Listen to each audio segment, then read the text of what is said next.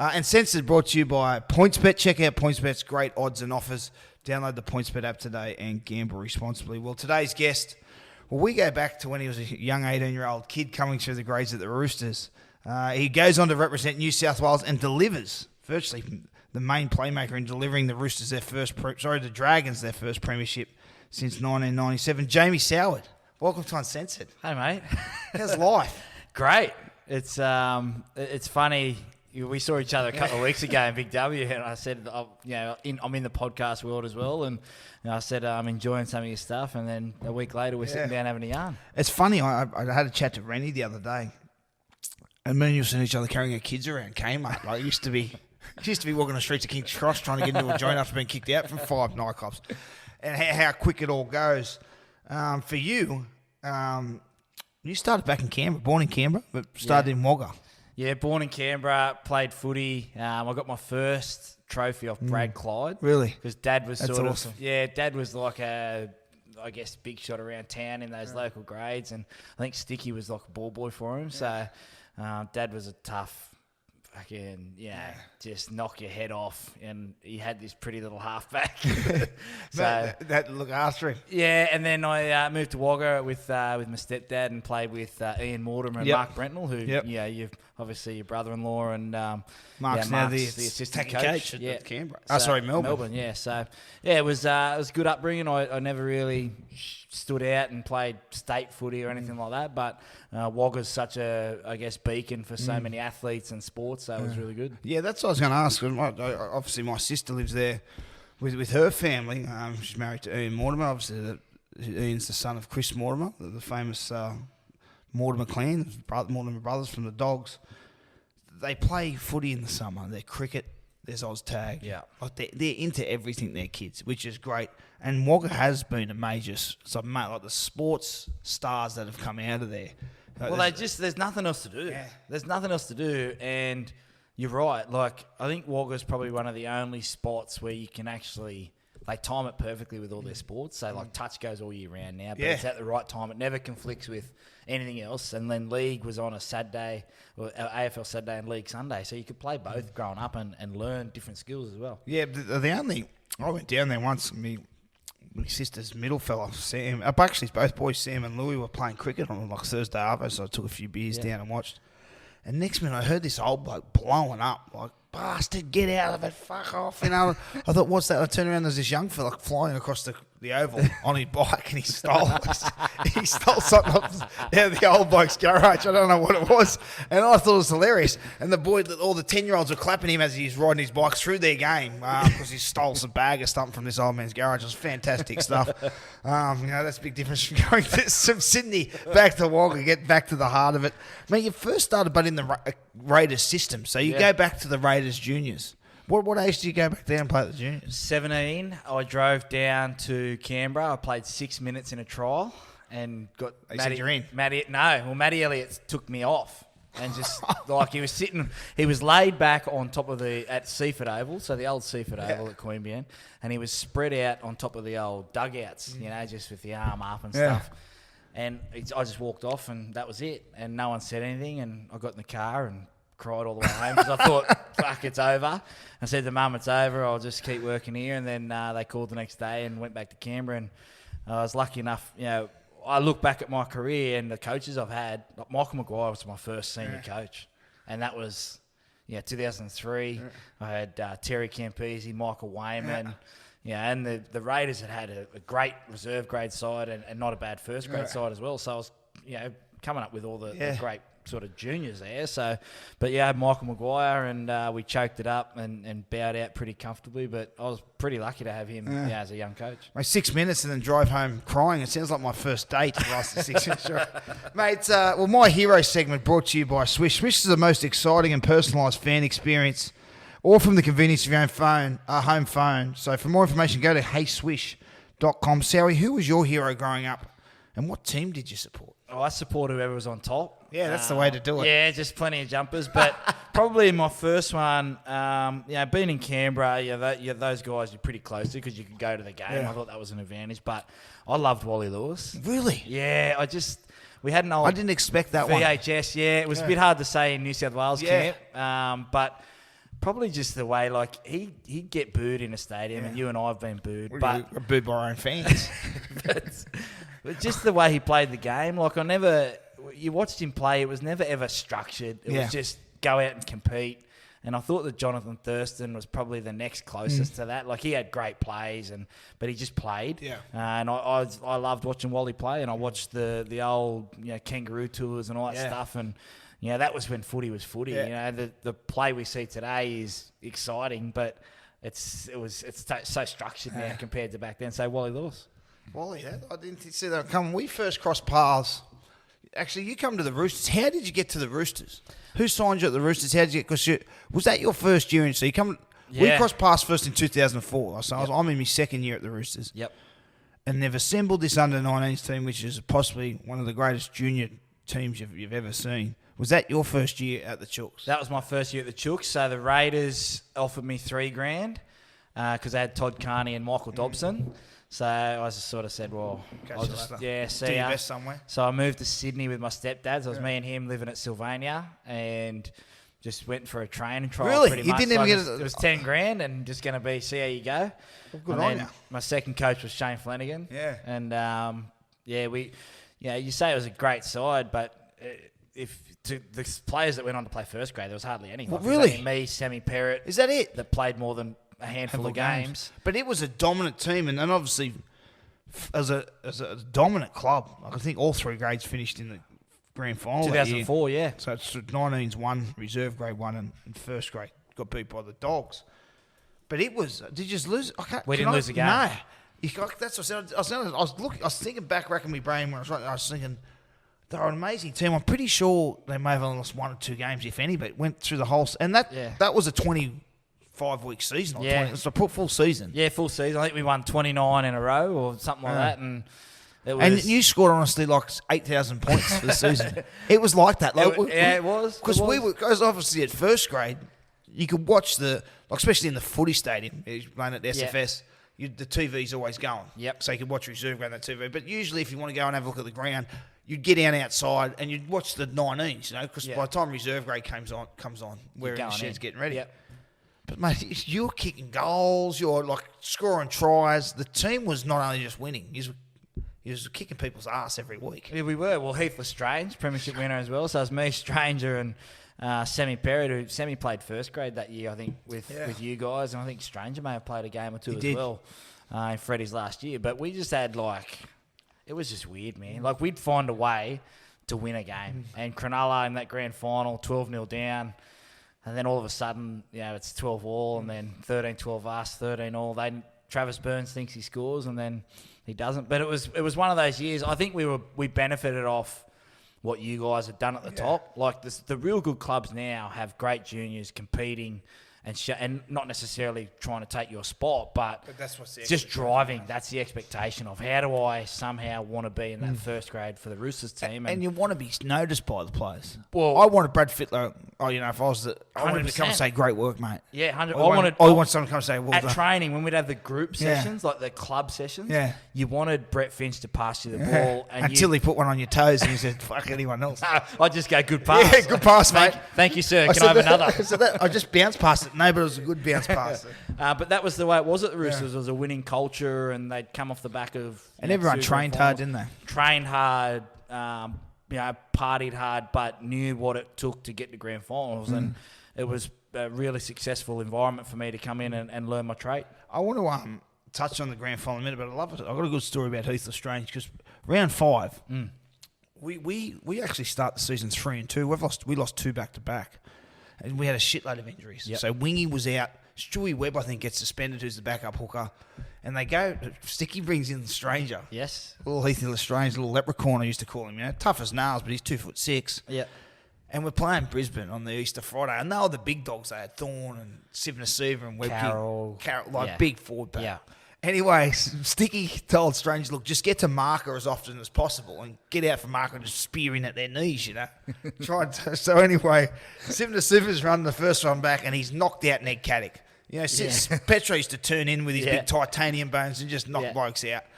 Anyway, Nick Caddick's gone. The Medicaf's they've gone to get him anyway. The trainers have pulled him off, and told the bloke driving the Medicab was stranger sitting there and Webke's about to run. I said to the driver, just park it here. You'll probably need this one for stranger. Next tackle. And poor old stranger's in his debut game. It's 20 seconds into the game. He's turned like wide as it goes. No, only kidding, stranger, only kidding. But that grand final, not only that, I guess it was such a big game for us to watch because you blokes hadn't been touched all year. Have been pretty. There weren't too many games you got pushed to the limit. Cronulla pushed us twice, Yeah. and then we won one on the Hooter against Illawarra. Yeah. But Sticky actually come to train, and Stick was back then. I mean, I've heard you talk about him, but he was like that to me as well, and I'd learned off you. So I was like, you had no hope. I was in your boat by association, but. He come down that week and we must have had a bad train run or something, and he said, I can just smell heartbreak for you, bloke. I can just smell heartbreak. You know, you're training like shit. I can fucking smell heartbreak. You got to turn up and just think you're going to get the job done. And I got my car thinking, what? What do you mean? Yeah. We're undefeated. Yeah, 129 in a row. Yeah, so then anyway, the next day, Pee-wee Moke turns up with blonde hair. And then it was just, but we got the job done, so. Mate, I remember Sticky's halftime, especially, we're up 13-6. We hadn't lost a game at Luding for 4 years, 3 years before I was there, and he did the same. If you don't do this, we're going to lose it. It's like it was one. Where's the positivity? Like it was like that. We went out in the second half going, "Fuck, come on, boys." Yeah, but we're up by 7, and they scored like nearly one of the first sets of the second half, and we never led again. But I look back to that game, and just when you actually look at it, it's sort of a snapshot of your career in terms of your ability to take the big play, and especially your ability to kick the footy or a field goal or a penalty goal. The 2 field goals you nailed, you were down 13-12, weren't you? You nailed it to we got back to 12 all. I 12, nailed the first one, and then they nailed it, and then we went to extra time. And then you kicked the... kicked the but they one. were from 40 out or something. They were big, decent bombs, weren't they? Yeah, I'd seen Joe Williams kick it 2002 for the Roosters. In the reserve grade. So I'd grown up watching him, and I was at that grand final in 2002, and I sort of leaned across to my stepdad and said, "Oh man, imagine if I'm doing that one day," And then fast forward, and I seen Joey a couple of weeks after. He said, "Oh, you copied me, cuz." I said, "I kicked 2 of them." Twice, yeah. Don't worry about that. No, he copied it, went one It up. was practice. It was, you train for those moments, and people say you train for those moments and you get out there and execute, but. I'd actually taken those moments after training seriously. Yeah. Like, you see front rowers and they kick from 40 and they go, "Oh, it's that easy." You're like, well, it's not easy because you got to be able to do it in the highest moments. So, but yeah. And it's that easy because they know they're never going to have to do it. That's right.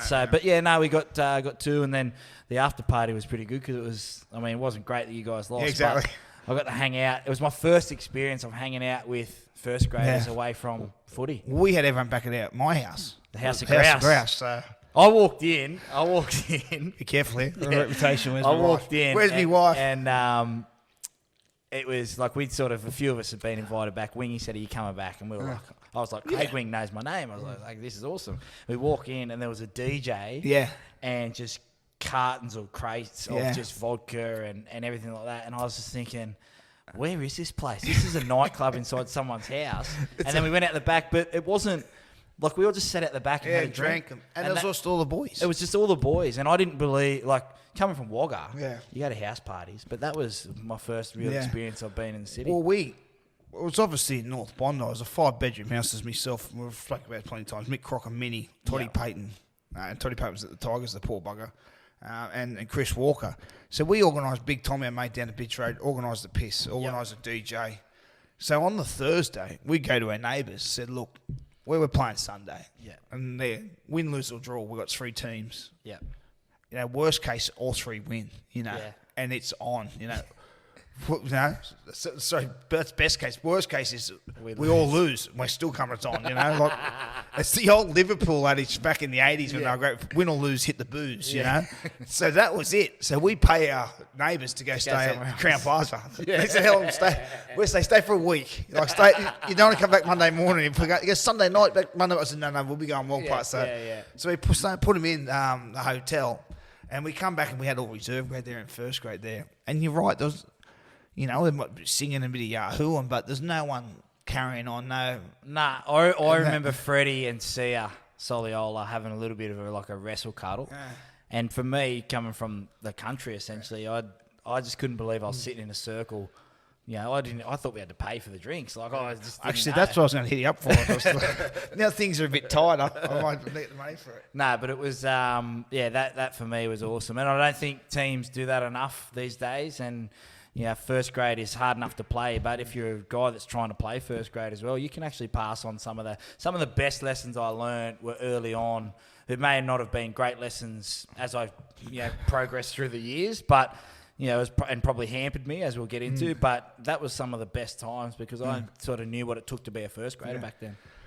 Well, mate, you have a standout year, you know, I don't even know if they had teams of the years back then, but you're probably, if not the best player in that jersey flag competition in that team that won the comp. So you must be looking at the end of that year, sights on, pushing into looking to have a crack at grade the following year for first grade, you know. Yeah, because I think you were brought into that. You're going to be training with us. Yeah, I was going to be training with us. At worst. Yeah. But you'd be looking. Freddie retired.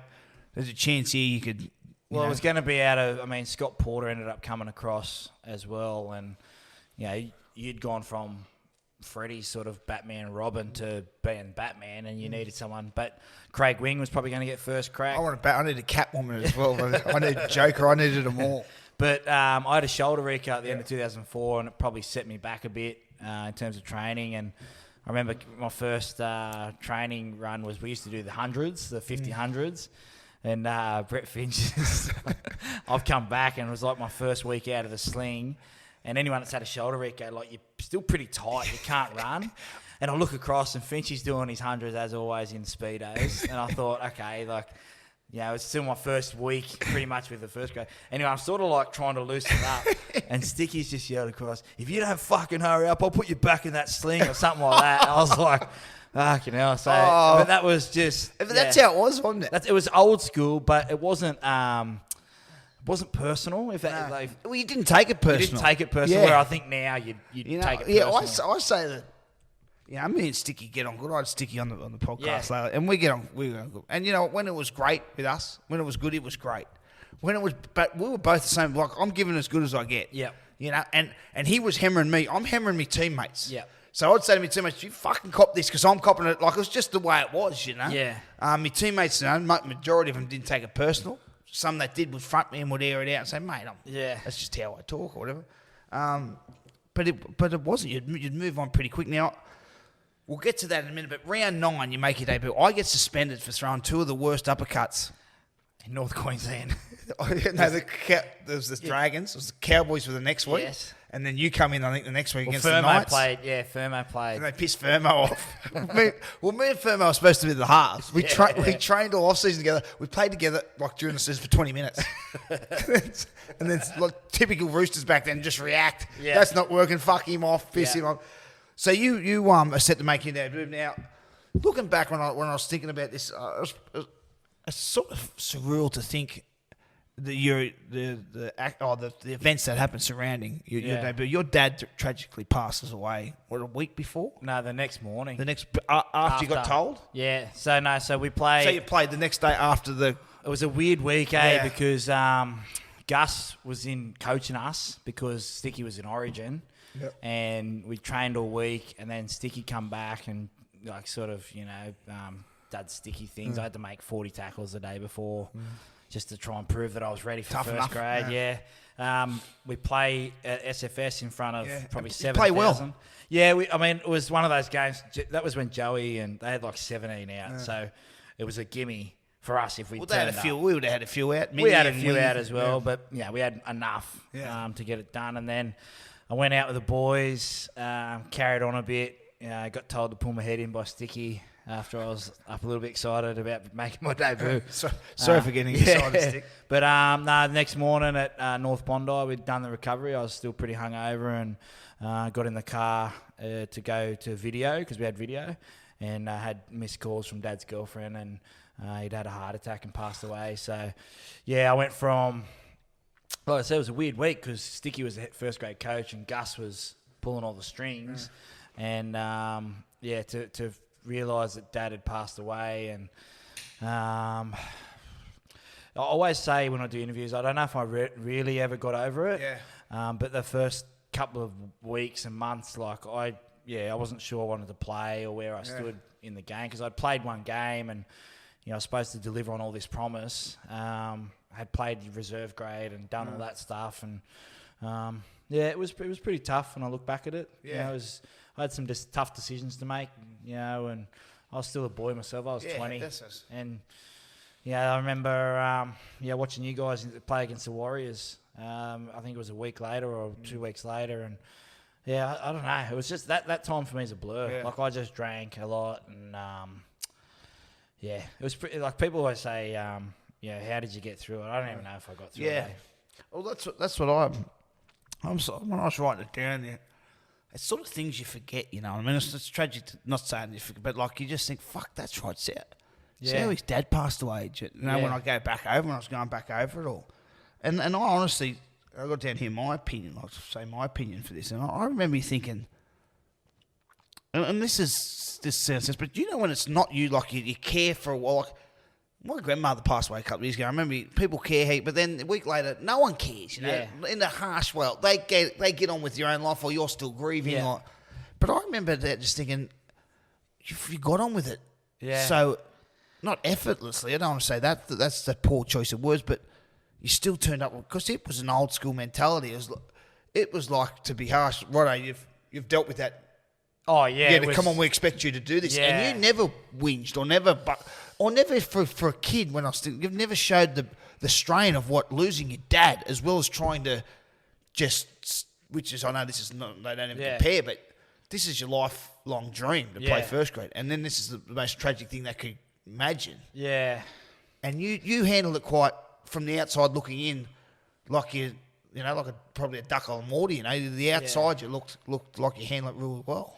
Well, I remember I ran out to training because we trained at the old Wenny Dog track, and I ran out to training, and I think the first time back out there I just started crying. That was probably the only sign of vulnerability that anyone saw. But I had a couple of weeks off, and I went and watched reserve grade, and my stepdad just looked across, and my family, my mum and stepdad, and they were everything. He's been there, from pretty much I was 10, but he just sort of leant across and said, you've worked so hard to get here. Yeah. Do you want to be playing there, or do you want to be playing in front of, fans and playing on the big stage? And that sort of put it in perspective for me. And I knew that I wasn't the complete player that I wanted to be, and I had to work hard. But now, when you're older and you've got kids of your own, it'd be rattling right now. Yeah. But back then it was sort of, I was in a system where excellence was demanded, and I needed to get on with it. If I wanted to play first grade, I had to keep moving. Yeah. And how do you look back on it now? Like, we'll touch on it a bit later. Like, after all you achieve, you go on to have a magnificent career. Do you ever now you're a dad? Do you ever you get emotional times? Think, geez, wonder what it would have been like. Yeah. In there. Yeah. Or it would have been nice for Dad to see it. I never knew if he watched me play, because he was an alcoholic, so he didn't like going to clubs, and we were a recovered alcoholic, and he had gout and stuff like that. So I never knew if he made it down. And his girlfriend says, he made it down and all that kind of stuff. But that was probably the hardest thing. But I mean, fuck. I never really thought about it like that. Like, as a dad now, I try and be the best person, and we see each other now. And we're a lot more wiser, and of course we are. That we are now. So, he's watching over somewhere. I just sort of, like you said, I never really thought of it like that. I just kept it moving and see what happens. Well, after what happens with your dad, I still remember you play sort of really well towards the back end of that season. You still get a few extra games. And when you sit and think about it now, I'm surprised you even come back, because how big of that incident that is. Man, I remember, I think it was 05. Me and you went up to Newcastle. I think we're in the halves together. Yep. I didn't score many tries that year, but you put up a bomb. Yes. I think you maybe put a grubber through for me as well. I think come through and dived on it. I was thinking that so I'm pretty sure it was Soward who put the grubber through. But you finished and had some moments that year we had some touches and moments in games that you could see, if this kid can string some games together or get it, as he develops. He's got some touches that are a bit better than your normal kid that age. It was hard because 3 grand finals in a row, some of the greats to have ever played the game, like Freddie obviously headlines that, but Adrian Morley, probably the best British player to ever come out here. He was great, wasn't he? Luke Ricketson, Anthony Minicello, Fitzy, Craig Wing, Brett Finch. Like, how the fuck does a 20-year-old kid come in and also try and direct people around? And you're playing in the halves. And I'm playing in the halves. Tell them what to do. And I'll say it now, but I probably learnt the hard way early on, which held me in good stead for while my career was on, but it really hurt me at the back end because you spoke about, you were getting the blame for team situations, and I would be out there and I'd be thinking, oh, yeah, he's getting the blame for that and he's blaming me, and I've got to not blame someone else, but I've got to get them up to my level because I remember I'll never ever forget this. You said to me, if the team goes well, I get the raps. If the team goes bad, I get the blame. Yeah. And if the team goes well and wins and I don't do anything, I still get the 3 points for Dally M. And I was like, fuck, like that I really learned some great lessons off you, which in that old school environment helped me. But when I moved to the Dragons, I didn't have to do that. I had older guys around you. Yeah, and then at Penrith, I had to do that. And that turned me into a bad leader and stuff like that because I'd come through the grade of, fuck you, get me the fucking ball right now. What the fuck are you doing? Oh, fuck, Soward should have had the ball, right? Or Finch should have had the ball, right? Keep moving. Versus at the Dragons when Wayne had left, I'd say to Damien Cookie's first game, say, fuck you, Cookie, I want the fucking ball. And I got people saying, mate, don't talk to him like that. Exactly. And I'll be like, fucking hold on a second. Yeah. Like, I've grown up in the hardest fucking environment for a half to try and to follow Freddie because coached by Sticky, and then Finchy trying to teach me on the run. So that stuff and that environment, and even like the banter and all that stuff. Like you and Minnie sat me down and Monners and said, like, I sort of used to be a bit not sensitive. Sensitive. And I'd be like, well, why are you guys? And you go, mate, if we didn't fucking talk to you, we didn't like you. He goes, do you see us fucking talking to that guy over there? And I was like, oh, no. Nah. He goes, well, fuck, get here. Let's get a bourbon. It's a bit like the, not when you're childish with me because I'm so mature. It's a bit like the girl, you tease the ones you like. Yeah. But that's how it was. And I come debuted in the late 90s. It was like you can never trust never trust a man who doesn't drink. Yeah.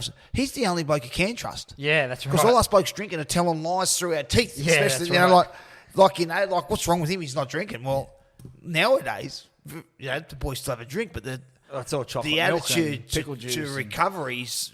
Recovery was 6 beers in the sheds, like in the showers, before you go back to the club and have another 12. When you have... I've made a point in my career. I'd have a beer after every game because I wanted to realise the difference between winning and losing and the taste of it. Yeah, you could taste it. And you could taste it. And me and Peter Wallace would sit there and have a beer when we knew it was going to be. And for me, which I loved about it, if it was a Sunday game, finish at say 6, 4 o'clock game, finish at 6. That's 4 hours or 5 hours. Or 8 hours to whenever you got to come back in the next morning. That's the only time of that week you sit there and you don't have to think about the footy. Yeah. Thank Christ. Because when you check back in at 8 the next morning, especially for a half, you're into the video. You're watching your game. You're watching their game. The pressure's on again for you to train well. And there's no more pressure than Sticky. One thing I loved about you being there was you took a bit of pressure off me around Sticky. Now, a lot of young boys go, you're getting on good with Sarah. He said, I'm loving Sarah being here because Sticky's into him a bit more than me because he's younger. Now, I remember the year before you come into grade, it's 2000, we're going into the end of 03 into 04. We used to do them wrestle sessions down, the tackle sessions down on the beach. Yeah. And it'd be backs together, back rowers together, and then front rowers together. And you'd just be on the beach smashing each other. Yeah. So obviously the backs are going to be a bit different to the front rowers. But anyway, we all go to pair off right at backs over there. Ronnie Palmer, the trainer, and I'd be walking over to the backs, and I hear Sticky go, except for you, Squirrel Head. And I go, he goes, over with the front rowers. Yeah. And I'd come out, when you're on the sand, you got cuts and scratches. And anyway, it got to the point where I worked the big forwards out. I wasn't too bad because I was a bit quicker on the sand. So Sticky went, get back over there with the back rowers. Because then you had your Rickos and Chad Robinsons and Croc, who were just as quick and mobile. Yeah. So I couldn't, I was just... just getting hammered, you know. And Freddie and the boys would laugh over there. So the next off season comes along. We're down at Bondi, and I was like, here we go again. And I just hear this. Backs over there, back rowers over there, forwards over here. And I go walking. I'm just ready, waiting for Steve to call me name. And he says, Sowie. over there with the fortnight. Just went, you beauty. And then he had another one in the Channel where you'd have to make 1,000 tackles. Mate, that was, my day before my debut, I had David Gillespie running with a hip pad while you all stood there in a line locked down. He said, you're going the whole length of the field. And I just, from everywhere, like Moz, all the forwards, just every forward. But probably the one that pre-season is because Josh Lewis was there as well. And we were sort of competing. And we went to the boxing ring and he said, righto, you fucking softies. Whoever fucking wins this fight's wearing the 7. Like that. And it was like, fuck. So me and Louis looked at each other. Like me and you wouldn't be going, we'll look after each other. And Louis just come out and sort of half swung. So I fucking half swung and just got lucky enough. I closed my eyes and caught him on the nose. And he's just copped the bleed. Anyway, he goes, right, out, winging in. And wing is just a fucking ball. Just come in, bang, bang. But Sticky was, I had him in Origin in 11.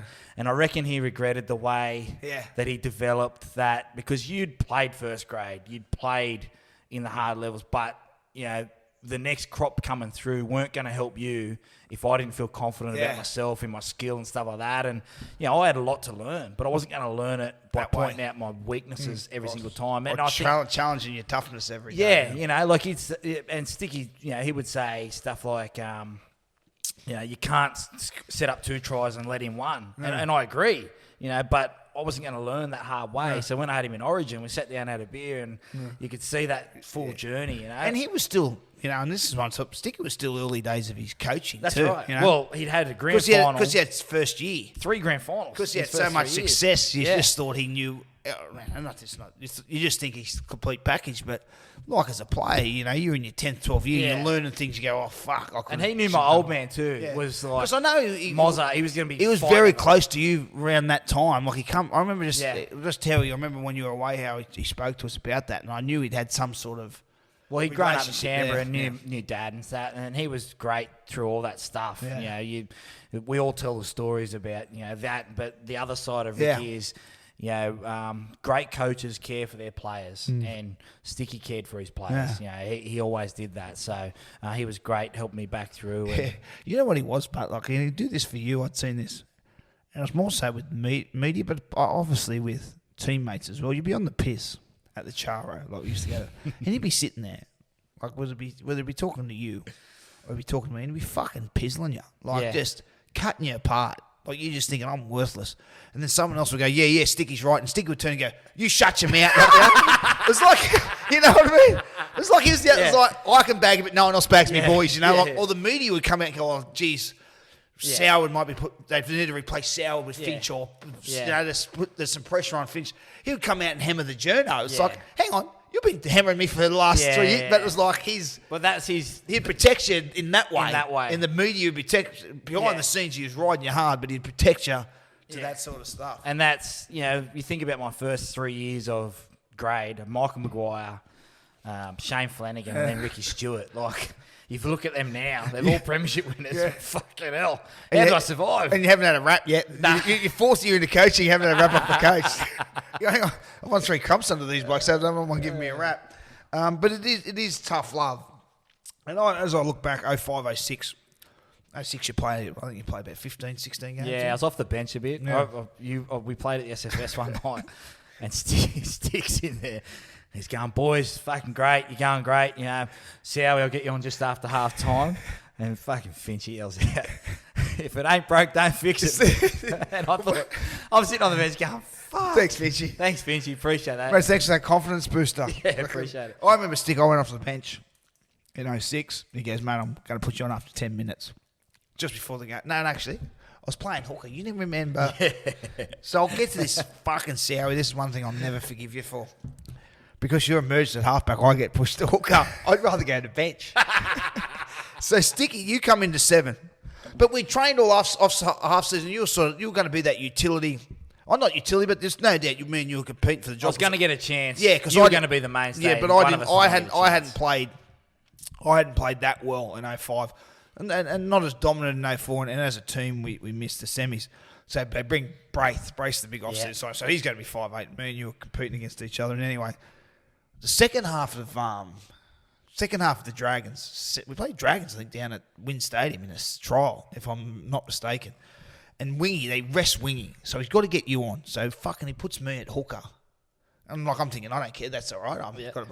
Anyway, we come on. I play good at hooker. You come on and score about 3 tries. We just light the joint up. Now I'm out of sucking in markers like I'm Smith. Like I'm Smith before Smith, you know, like doing all this stuff. And Sticky just goes brilliant. Remember we start the season. Your halfback, Wingy got put to the bench. Wingy was filthy. I think we might even got pushed to the centres. Like, it was just a massive reshuffle. You were halfback, and I was hooker. And it was one of the most horrendous 4-week periods of my life where I was a hooker. Mate, I remember playing South that first game. We had a great win. You played really well. Braith played well. It's like 30 degrees.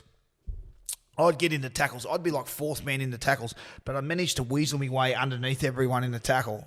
And send everyone back so I could be marker. And then I'd get to marker and like look to see which way the ball was going. If the ball was going that way, I'd go, I'm this way. But it was horrendous. I'd see blokes come to the sideline and I'd go, well, if he, like the interchange, one of the interchange, and it'd be a front row, and I'm a hooker. I'd go, yeah, well, if he comes on for this bloke and he moves to him, this is my replacement. You know, like it was just that hot. I've never had so many wet towels over my head at half time. But the start of 07, 06, things look promising because you did start at halfback and we started okay. Yeah, we did. I think it was, if that had happened now and a team had made 3 grand finals, you're giving a bit more. I think the old guys would probably have been moved on. Like you wouldn't have had that late, and that's with all due respect. Like they were some of the greatest players, but we was trying to hang on to the glory days of what it was, and there was a new style coming through of how to play, and I hadn't been the Brett Finch coming up. I'd been Jamie Soward playing a little bit differently. So I think we struggled with that. And plus, we'd made 2 reserve grade grand finals in a row and lost both of them. We felt like we were ready. I felt like I was ready in 05 and I'd been come off the bench and this and that. And it was weird. But I remember playing in your last game, I think, in 06 at the SCG. And I don't even know why. I was just crying, and I said, like, mate, I tried everything tonight, and you were like, mate, I'm gonna live. Yeah, I'll be all right. I was just really upset because I felt like not that we were set up to fail, but 3 grand finals in a row. How was a bunch of ragtag kids who'd been successful in the lower grades plus this amazing group of players, some of the best have ever played, going to come together? Yeah. Like it'd be a lot different now. Like they just go, right, these old guys can get it done. These old guys will move on and we bring the youngsters through. Like Penrith. You're 100% right because I remember talking to Sticky. I remember my old man. My old man said it in, we're back at the club. So you in 04. Yeah. So you reach 19s and 20 reserve grade win grand final. We get beat by 7 points. Yep. No, 3 points. Yeah. So there's nothing, we don't lose by much, but we played terrible and we only just lose. And my old man said, you blokes got to change the way you play. The game's going to go past you because we'll be one out and kick early and trying out, just out for fitness. Just we're going to be tougher. Well, how tough are you? We're going to bash you. We're going to kick long and we're going to... And the game had changed. So you've seen the way the Tigers won the next year with skill and we were rushing and picking blokes up and dry. The game had changed, and you're right. And Sticky said in the meeting podcast I had with him, he said how Gus said, mate, you got to let a few of these older blokes go. Yeah. And Stick said, mate, I can't. Yeah. They've taken me to 3 grand finals.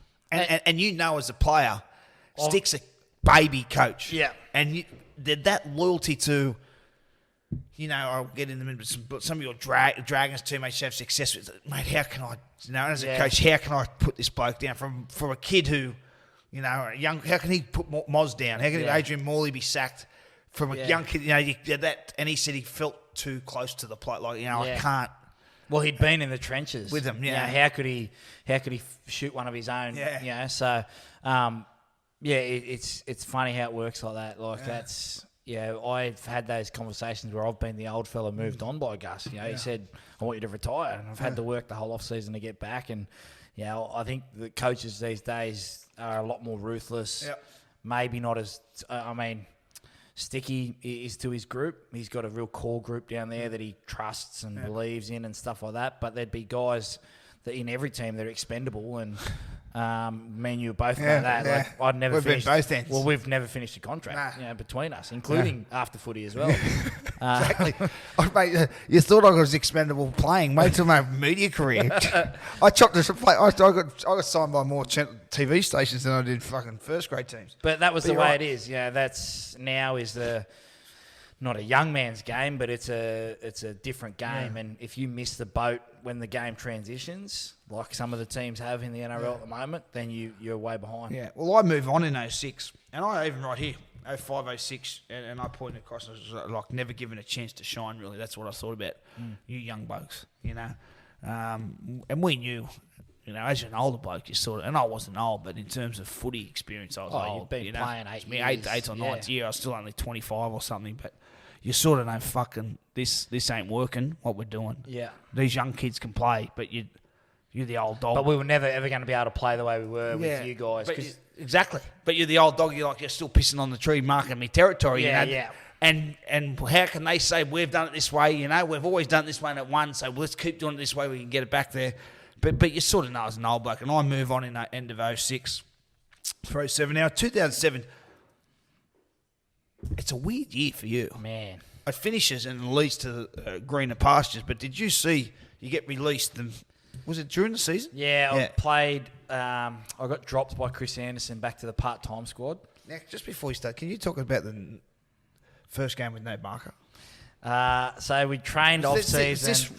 Was this actually true? We trained off-season with one marker, and we were going to play with a sweeping defender, which was me, which was great. Yes. I'm on about had to make a tackle all year. Let's bring that rule in. And we played West Tigers at the SFS, and Robbie Farah. You know, the word had got out pretty early, obviously, that we were playing with one marker, and he just came out and picked us off through the middle. It was embarrassing. And then, we quickly changed it. But I got dropped back to part-time. So I was on 130,000 training 3 times a week, like literally going from day in, day out, eating lunch, training with the boys to the full days, sitting around 4 o'clock. Okay, I'll drive into training. Like, didn't do anything to work on my team skills. So I gave it a couple of months in reserve grade, which was an agreement between me and my stepdad, not between anyone else. So not my manager, no one knew. And he said, if you're not playing first grade in 2 months... But give it a go, don't... Give it a go, don't dog it, go and play. If you're not playing first grade, then we'll sit down with your manager, Sammy, and talk about it. And it was weird because the week I played 2 months, I got called into the first grade side, and Minnie kicked the... I can't believe this. Minnie kicked the field goal. Was that against the Sharks? Against the Sharks to win it. And I had to go straight away because I had to go to Wagga for my best mate's dad's funeral. Yeah. So I got on the thing, but what anyone didn't know was 2 weeks before, I'd actually met Nathan Brown down at Cronulla and over at Gloria Jeans, and he said, if I could get you here, would you come? And I said, yeah. So I shook hands with Brownie, didn't say anything. Was there any other clubs there interested? Or you're pretty keen to say, because you're living down this way? The Waratahs. Rugby? Yeah, I tried, went and tested with the Waratahs. Really? Yeah, just like but you and Mackenzie wanted me to play. What, to play tight head prop? Now I could. Well, Matt Obviously Dunning. fly half. Jeremy Paul I would be now. No, it was inside centre. Inside centre? Which is like your 5'8" anyway. Yeah, but it was a different inside centre then. And it you was like kick. You had a great kicking game. I wanted to play fullback. If I'd have gotten fullback, I probably would have gone. Yeah. And then we played, and I went to Wagga, and Sammy rang and said, "You're done with the Dragons. You're at training on Tuesday." And I said, "Okay." And then Chris Anderson rang me and pretty much told me what for. And I was a halfback at the club now. And I said, "Well, mate, no, I'm not, because they haven't played me, and I've agreed to go to the Dragons." And so it's always funny you can be a halfback at the club now after you signed. Yeah, after 2 months of not being a halfback at the club. But I said to him, like, I'm a handshake guy. You know, I'd been brought up on those values, and I handshook Brownie and just made the move. And you know what? Like, I remember similar to when I left Parramatta. You know, it was my attitude had dropped a bit, and I needed a new challenge when I went to Melbourne, and it was the best for everyone. You know? If I stay in reserve grade, I'm going to be a fucking cancer to the joint. You know? So it's better for you and better for me to move on. And to say if it was better to you moving to Dragons is an understatement, because, you know, it just was possibly one of the greatest decisions you've ever made in your footy career. Now, after a couple of years of Brownie, the old sheriff, the old cowboy rides into town, the old super coach. Wayne. So when's he sign? He signs in 08 for 09 season. Yeah. What's the... Well... And it's such a surprise because Wayne, he'd come and gone from Brisbane since, but at that time, he'd been at Brisbane for 20-odd years. Well, we nearly got him at the Roosters in 06. And reneged on it. And not reneged on it. I shouldn't say reneged, but something leaked where there's an agreement. If it gets out before the end of the season, he can walk away. And it got out. Yeah, so Huey rang me and he goes, fuck, you're getting Wayne Bennett. This is the Roosters. And I was like, okay, mad. Yeah. Next day it came out, he's not coming. I was like, fuck. So For the Dragons? No, the Roosters. And then when I went to the Dragons, it was hard at the Dragons at first because I'd probably walked into a similar situation that I had at the Roosters. 05, 06, they had 11 internationals and Origin players, but hadn't won a comp. Yeah. And probably missed a few opportunities. Against Melbourne and Tigers. Tigers in 05. So 07, I come there and actually it was funny. I watched Brisbane beat Newcastle 71-6. And that was Newday's 100th game, though. Yeah, but then I knew that. But the week we had to play Brisbane on the Friday. That was my first game for the Dragons. But I walked in there. 08 was weird because we scraped into the finals, but I'd hurt my back. And this is probably the first time I wasn't sure if I was going to be a first grader or not because Wayne had said he's coming to the club halfway through 08 or whenever he announced it. He said, I want you to be my six. I want you to do this. We're going to offer you a contract. This is it. You take it or leave it. Blah, blah, blah. That's fine. 08, I get injured, and Brownie says to me, you're not playing the semi-final against Manly, like 7v2. We're probably going to get resold anyway, but it's my first finals game. Yeah. Then the next day, he says, you're playing, Ben Rogers is out. So Ben Rogers goes out, does Ben Rogers things. Anyway, come back after the day off. Brownie calls me back in and says, nah, Ben Rogers is playing, you're not playing. So I went out and got blind and whatever else. And anyway, we lose the game. And to make the story shorter, I actually went up to Brownie and said, I was really pissed off that you did that to me because I knew that he was leaving the club anyway, so it's probably a free hit for me. But he said, that's fair enough. I respect that. I probably didn't handle it the right way. But it wasn't until later that I found out that Benny Hornby and the senior guys actually didn't want me to play.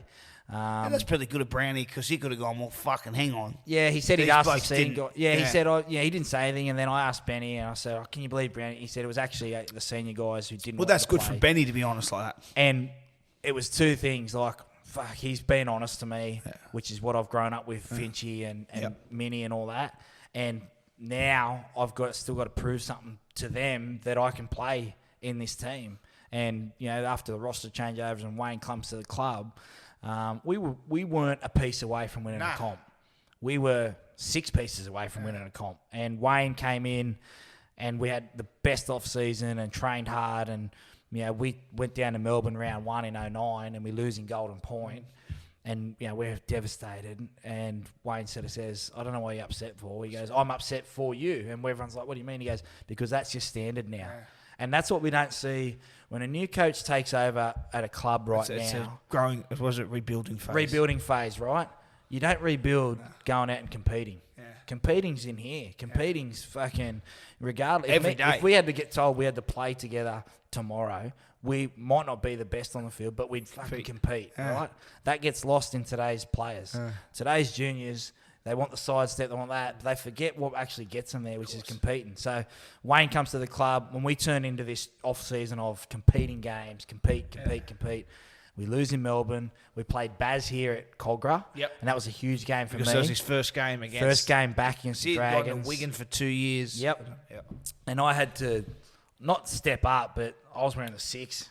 Fucking, Trent Barrett's and Illawarra Dragons' favourite son. And we beat them 10-6. And it was like the most boring game you've ever seen. But we'd started to grow something. And that was off the back of Wayne holding everyone to stands and competing. Well, it's sort of like a perfect storm. Like you get the... And I'll give you... And you should give yourself credit there because a lot of blokes... a lot of blokes who can get challenged from senior players who can go, well, fuck you. I'll go something. Who are these blokes? You blokes have won nothing. But you go, I'll prove he's wrong. Yeah. So it's a double-edged sword where you get that fire in your belly, but then you get the fucking master coach. Oh, he was... But no, it's joining at the same time. So he's getting you where you could be now at a fresh club with a new coach who just happens to be one of the greatest, if not greatest of all time. Probably the greatest of all time at that point. Yep. And you're never more hungry to succeed Not only to prove fucking everyone else wrong, to prove the teammate wrong and prove you, I'll fucking show you. Well, if you look at, Wayne asked me when he came to the club, he said, what are the 5 things you're good at? And every kid, you could ask him right now, and they'd go, I'm not sure, because we're taught about tall poppy syndrome. Don't be fucking cocky. Right? So I go, I'm not sure. You gave him 10 things. Wait, on this, only 5, Wayne? Fuck. And I said, I'm not sure. And he said, so you don't know what you're good at? What the fuck are you doing here? Like, sort of thing. And I went, I'm good at kicking. I'm fast, blah, blah, blah. And he said, all right, well, you just keep working really hard on those things. And the other stuff, defence, you just keep getting your body in front. We'll work out that as we run. My whole career, I'd been coached as too soft. Work at your defence, work at your defence, work at your defence. So I've actually gone from an okay kicker in my career in terms of goal kicking and general play kicking to extremely great in a short period of time.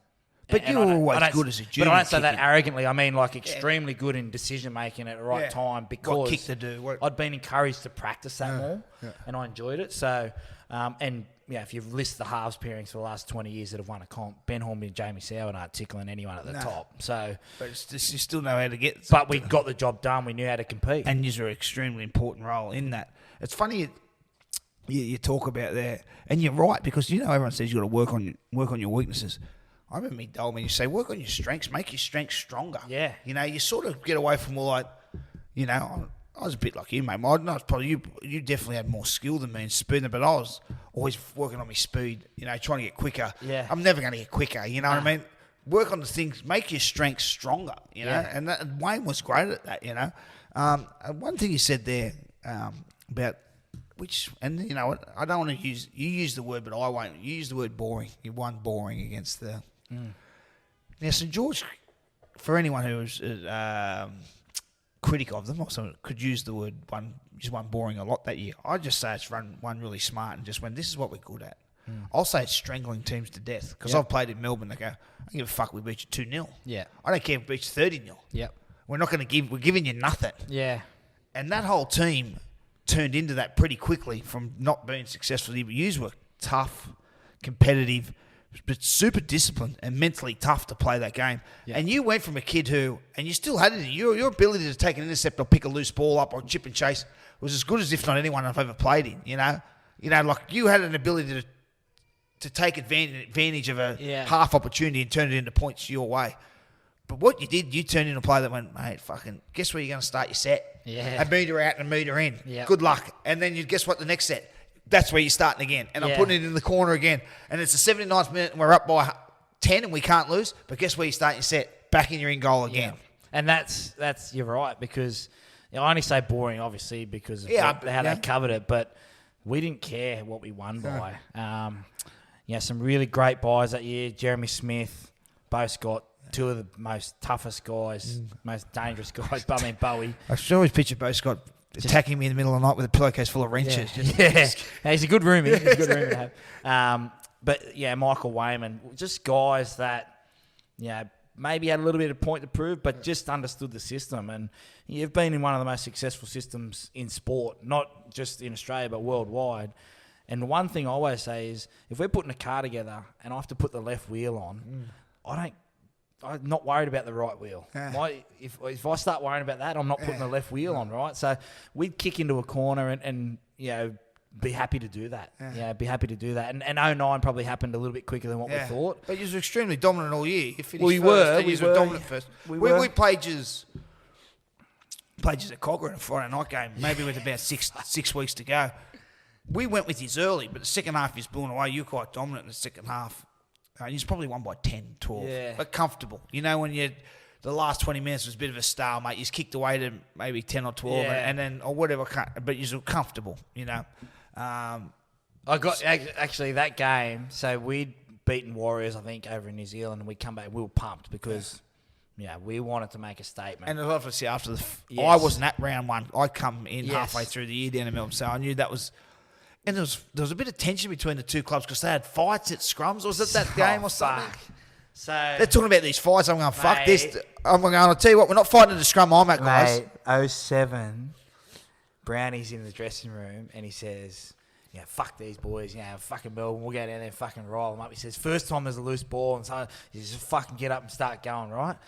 So we go to the line, ball goes on the ground, I sort of dive it, and Cooper Cronk comes in and sort of grapples me, and I do the Michael Hancock, get off me, but you sort of stay on me so I don't have to. So I get up and sort of half push him, and they all come in from everywhere, and fucking bang, bang, it's on, right? So Billy Slater and Jace Nightingale get stuck into each other, and that cost Billy the Dally M that year because Jace and him got stuck into it. And there's a photo the next day, and I know you're good mates with Blair, but there's a photo the next day in the paper of me holding up the focus pads, and Blair's about to punch fucking shit out of me. And I was like this, like that. I thought I was back at Finch with fucking Johnny Lewis at the gym. But that was, and then in 2009, like we didn't even think about the fights and that because we'd be playing good, but we wanted to make a statement. Well, you didn't need to fight them. You got us on the short side because fucking hell, I come up and you double pumped and I hit Matty White with a half shoulder charge and I thought, fucking get some of that. You did. It was a great shot. You went short side and GI fucking scored. Yeah, because I remember. I kicked him. That's right. You nearly kicked him. Mate, he never scored that try. Yeah. Go back and watch it. I remember that because we were coming out of trouble. I just scored the set before, so I think we got back to 6-all. And with the next set, we were just a bit short. And I said, because you're a really good defensive team that year also. We weren't really... And back then, Melbourne... This is why I love Smith so much. Our forward pack was like Brett White and Tolman, tough as nail bastard. Yeah. Dallas Johnson. My 2-year-old daughter's bigger than Dallas. But blokes you want to be in a foxhole with, Yeah. But in terms of, they're not your Sofa Solomonas and Jordan McLeans and Jesse Bromwich. Yeah. Tinos and these blokes they've had over the last, period of their success. There's more, your Brian Norris, your tough. Well, that's the way the game was. Yeah. I mean, we won a grand final with Neville Costigan and Michael Wayman starting front row. They're 2 foot nothing. 2 bowling balls. As wide as they are, big. But when I thought we had to shift the ball, and I remember, thought we'll give it to Crossy, and you put a shot on him. Mate, I'm half disgusted. I thought, we got a chance here to try and put, as blokes did to us all our career. Yeah. So I'm thinking, I'm at least getting a quick play the ball. Crossy, you're fucking 8'2" on a half. And it was 1-on-1, so you're going to get no help. Mate, you dropped him like a sack of shit. But again, he sort of half got up and we went the short side. I think you got stuck at marker. Yeah. So you used a short on there, keep going, and GI scored. But you blokes won quite easy in the second half. So by the end of that year, you're the firm favourites to win the comp. Minor premiers. I guess winning the next year, we'll touch on this in a minute, probably certainly... not overshadows, but you never have Gets rid of it. Well, you never think, what if? Well, imagine if you didn't go 2010. You were super dominant that year. Man, 2009 we beat Para at home 37-0. We had to play them a week later. And I don't care what anyone says. Subconsciously, the human mind thinks... We're going to smash them. I don't give a fuck if they bring in Ray Price, Peter Sterling. All of a sudden... Eric Growth takes an intercept off me. I'm probably a little bit rattled. I tighten up a little bit. And we just didn't play our Dragons footy. And then we finished. This is the system the way it was. We finished first. McIntyre system. We lose. So we have to go to Brisbane in Brisbane. So we finished first. We get no reward for... And won easily. First easily. Yeah. We won the Premiers easily. Yeah, that's right. And then we got to Brisbane and we were rattled from the week before. Mate, there's no bloke cheering on Guru more because we finished 4th. And that's when it was McIntyre first 8. Yeah. And the top 2 highest winners get the week off. So Brisbane got beat. Brisbane beat Titans. Titans were 3rd. Brisbane beat them. Who was 2nd? 2nd when Dogs beat Newcastle. Dogs, yeah. So Dogs are in. So you play the Sunday. First days on Sunday. We beat Manly. We smashed them Friday night. So if you lose... And it's 4th week off, so fucking... I'm surprised Guru made that intercept because I was like it was 17 plays from the Storm on his back. We got the week off because, I really believe if we didn't get that week off, we don't win the... I still think we're a chance, but it just made it fucking so much easier a week off. A week off. And it's huge. It's huge. And, we... Yeah. And people say opportunity missed, right? And you would get this... The back-to-back the Roosters done, it's extremely hard. I actually felt like 2009 we weren't ready. 2010 we win it. I actually felt like 2011 we left it. Yeah. Like we left that. And Wayne will tell you the same thing. We left that one out there because we had Origin. We didn't handle it right. We lost games through there. But if we didn't win in 2010, I don't know. That whole narrative of that team and Wayne's success certainly changes. Yeah. Well, mate... you go on to win the next year, and we'll get into it. But during that period, when you win the Dally M 5/8 of the year in 2009, minor premiers, and minor premiers a big part, like huge part to your form. There's no doubt yourself.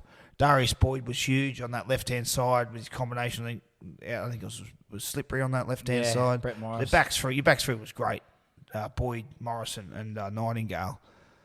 Tough as nail forward pack. But again, Benny Hornby, fucking solid as a rock in the leaders. You got Dean Young, those ultra-professional great leaders. But, man, in the end, the point of difference was yourself and Darius, with that, to get you over the line in some of those games.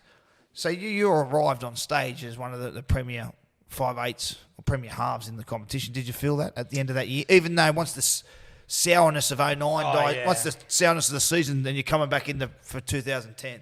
I wasn't the Jonathan Thurston dig the ball right into the line, the Cooper Cronk. So I felt like within the NRL world in players and also analysts that I probably never got the respect that I not deserved, but had earned. Yeah.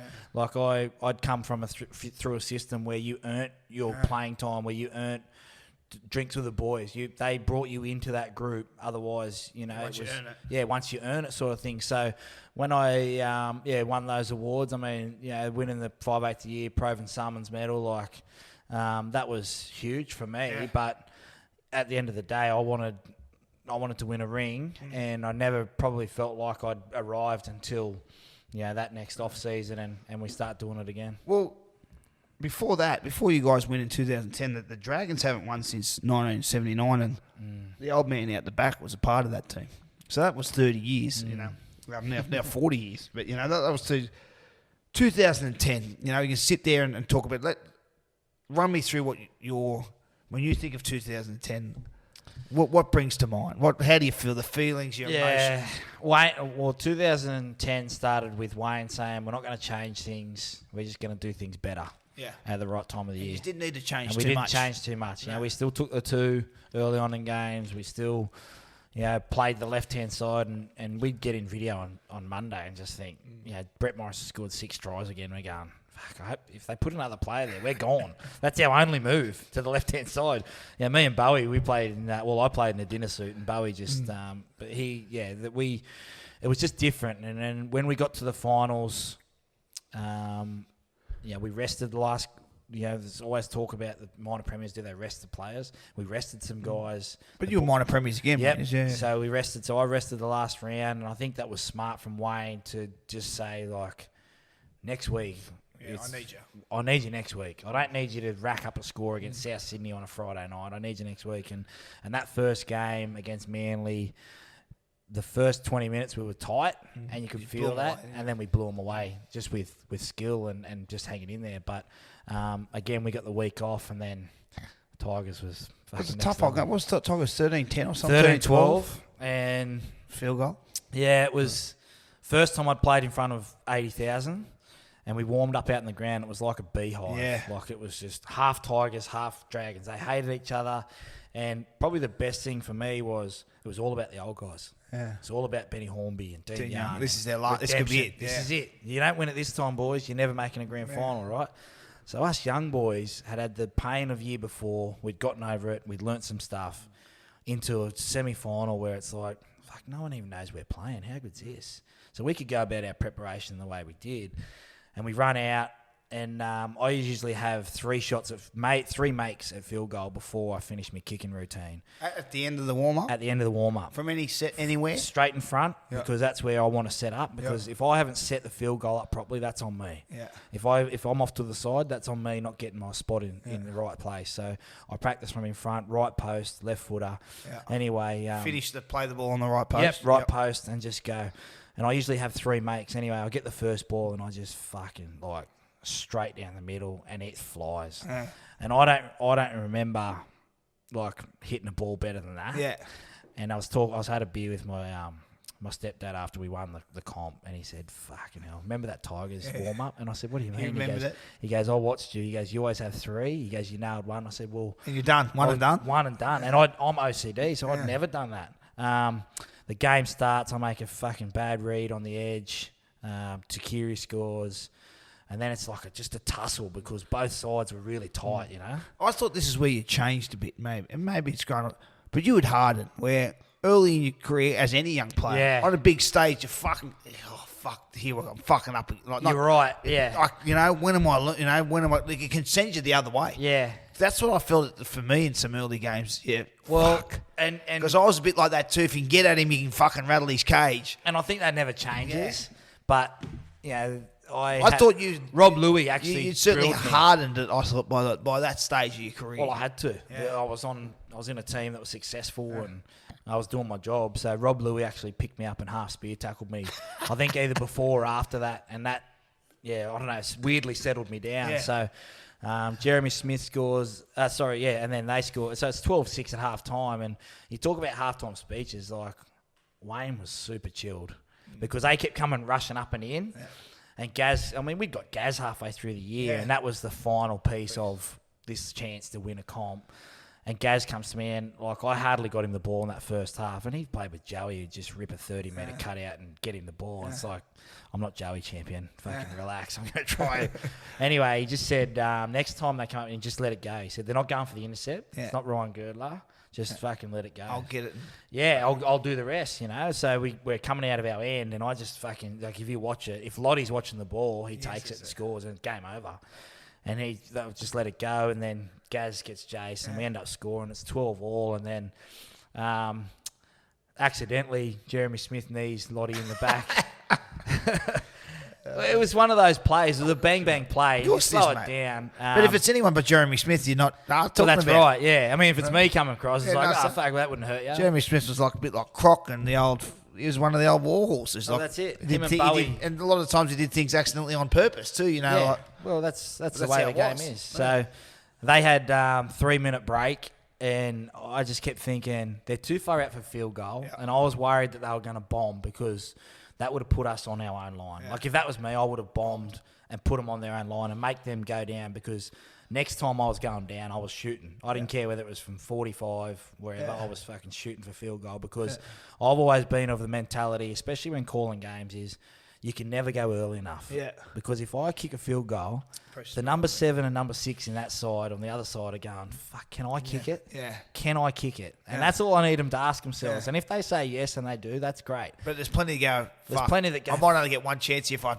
fucking hit the post. That's right. If I miss it, I'm fucked, right? So I want them, my part of the mentality was, and this is where you say I'd probably grown, I understood that I knew that I could change how the other team felt by when I actually made my big play. And it's something when you, and easy is not the word, but it's different when you're kicking a field goal at 10-all or 12-all or 20-all than kicking it down 13-12. You know, if you're kicking now and we miss it, we're still even. Yeah. But when you've got to kick it now and fuck, if I don't nail this, we're still a point down. That's right. And I wanted them to and then that's what you put them in that position. Well, he's going to the grand final. What's the week like? And it's yours to lose. Yeah. Let's be honest. Yep. And this is a different. I can't remember. You know, there may be some, but I can't remember. Warriors Manly the next year was probably where a favourite's such a favourite. Yeah. You know, not and there's no give me's. Fucking don't get me wrong, but you had been the dominant team for. Well, everything had fallen our way because Penrith had been bowed out. Yeah. There was no Melbourne, obviously. Yeah. There was no Broncos. So that's the big contract they signed me at. Yeah, massive. You still got that boat out in the backyard. How do you fit that in there? I know. Gee, I gave it to me. But the week, I actually didn't really enjoy the week because I thought it went too fast. You know, you don't get a chance to experience the hard work. You start from the November before, and you go all the way through to this week, and you've done it, 5 or 6 times, to just be rushed through to here, right, game, go and play. Like, the NFL have 2 weeks to build up where you get to enjoy, because that might be the only one, parades. You know, like, I might be sitting there on a bus with Brett Finch going, fucking hell, mate, this is it. Like, well done. We've still got a job to do. Righto, let's get the media stuff out of the way. And then, anyway, but that's a different story. But it's something. Because it comes down to 80 minutes, but this is something you think about as a 5-year-old. So you've been training since November, but essentially for a lot of people, this is a culmination of a lifelong dream. Yep. It comes down to this 7 is days or 80 minutes. Every backyard game of footy. This is every fucking time you've run out. And you know what? It's every drink you have with opposition player who's won a comp and you haven't and says that, and you can be better. But guess what? I won a comp, so you line up behind me. Yeah. And that's how I was till I won the year before. Yeah. I'd lost 2. So that Roosters gang, they were my oldest mates, but I wasn't a part of 02. Nah. So you sort of, I'm not going to the reunions. Nah. You know, I'm not a premier in my group. I wasn't a premiership winner. And that's hard. That's hard to take. Especially when you're a footy nut like me and you are. Yeah. Or you have and this is not criticising. I think is it Shane Perry who won in 06 with Lockyer. Very average halfback. You know, I'm not. But in terms of halfbacks, but he's got the ring on the finger. You know, and I remember Cooper Cronk told a story. He bumped him in the off season. Yeah. And he was going, you can have whatever. You can have your rep footies. You can have this. I'm a premiership winner. And Cooper had one at that stage. And just killed him. But that's true. But that's how important a ring is, isn't it? Well, and you're 100% right. I don't think it values. I always wear my ring out, and I don't think it's valued. The savants get it. The Cooper Cronks. You know, me and you, we love when footy nuts. Yeah. We love all the old players. We respect them. Yeah. There's some players that play because they're really good at it, but they don't. You know, winning a ring's probably not everything to them. Whereas to me. Yeah, I wanted when I retired, if I went to a lunch, I wanted to be introduced as premiership winner because that's the ultimate thing. And you were today. And the funny thing is with St George, and I'm not saying I know it like you do, but I've got a fair understanding because my dad won 2 premierships there. You know, Dad still lives in the area. He goes to reunions. Like his best mates are out of that team still, you know, that era. And once you're a premiership team, your photos never come down off the wall. Never. So the Dragons, they did them a bit of work to their sheds maybe 10 years ago. Yeah. 77, 79 were there. They're there with the magical run of the Gasniers. But then you can have other photos of the current players, but if they move on, the pictures come down. Yep. Guess what never comes down?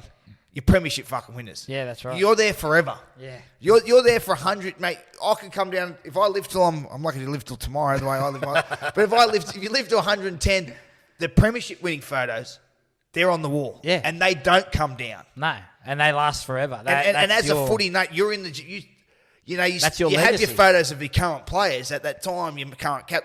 But if you're not a premiership winner, when your time's done, that picture comes down to the next current.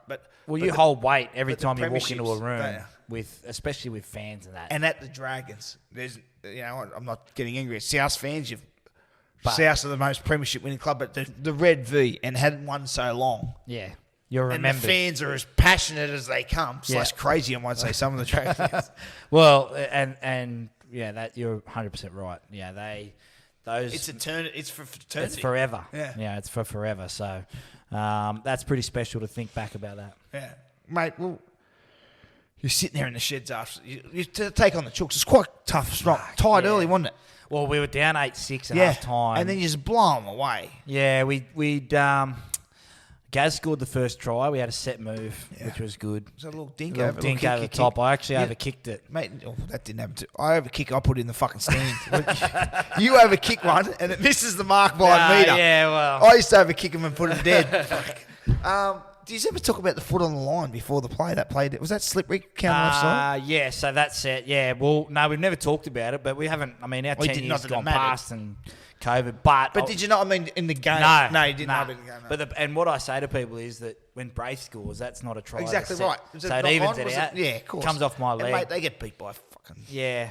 Well, so at half-time, we're down 8-6, and probably the 2 plays for me that stood out was Ben Hornby takes a bomb on his own line just before half-time. If they'd gone out to 14-6, it might have been a little bit different, but we come in at half-time and sit down and...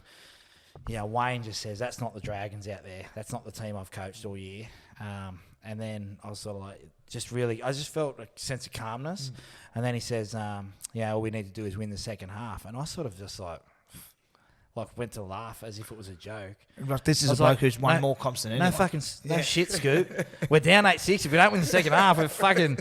We can't come back for a third. Gee whiz, we can't come back next week. And then, we chatted about some stuff. Sometimes all it needs, doesn't it? Yeah, and we chatted about some stuff. And then if you watch the first set after half-time, I kicked down into a corner and BJ Leilua, who we kicked to exclusively, lets it targeted him too. Yeah, we went after him a bit.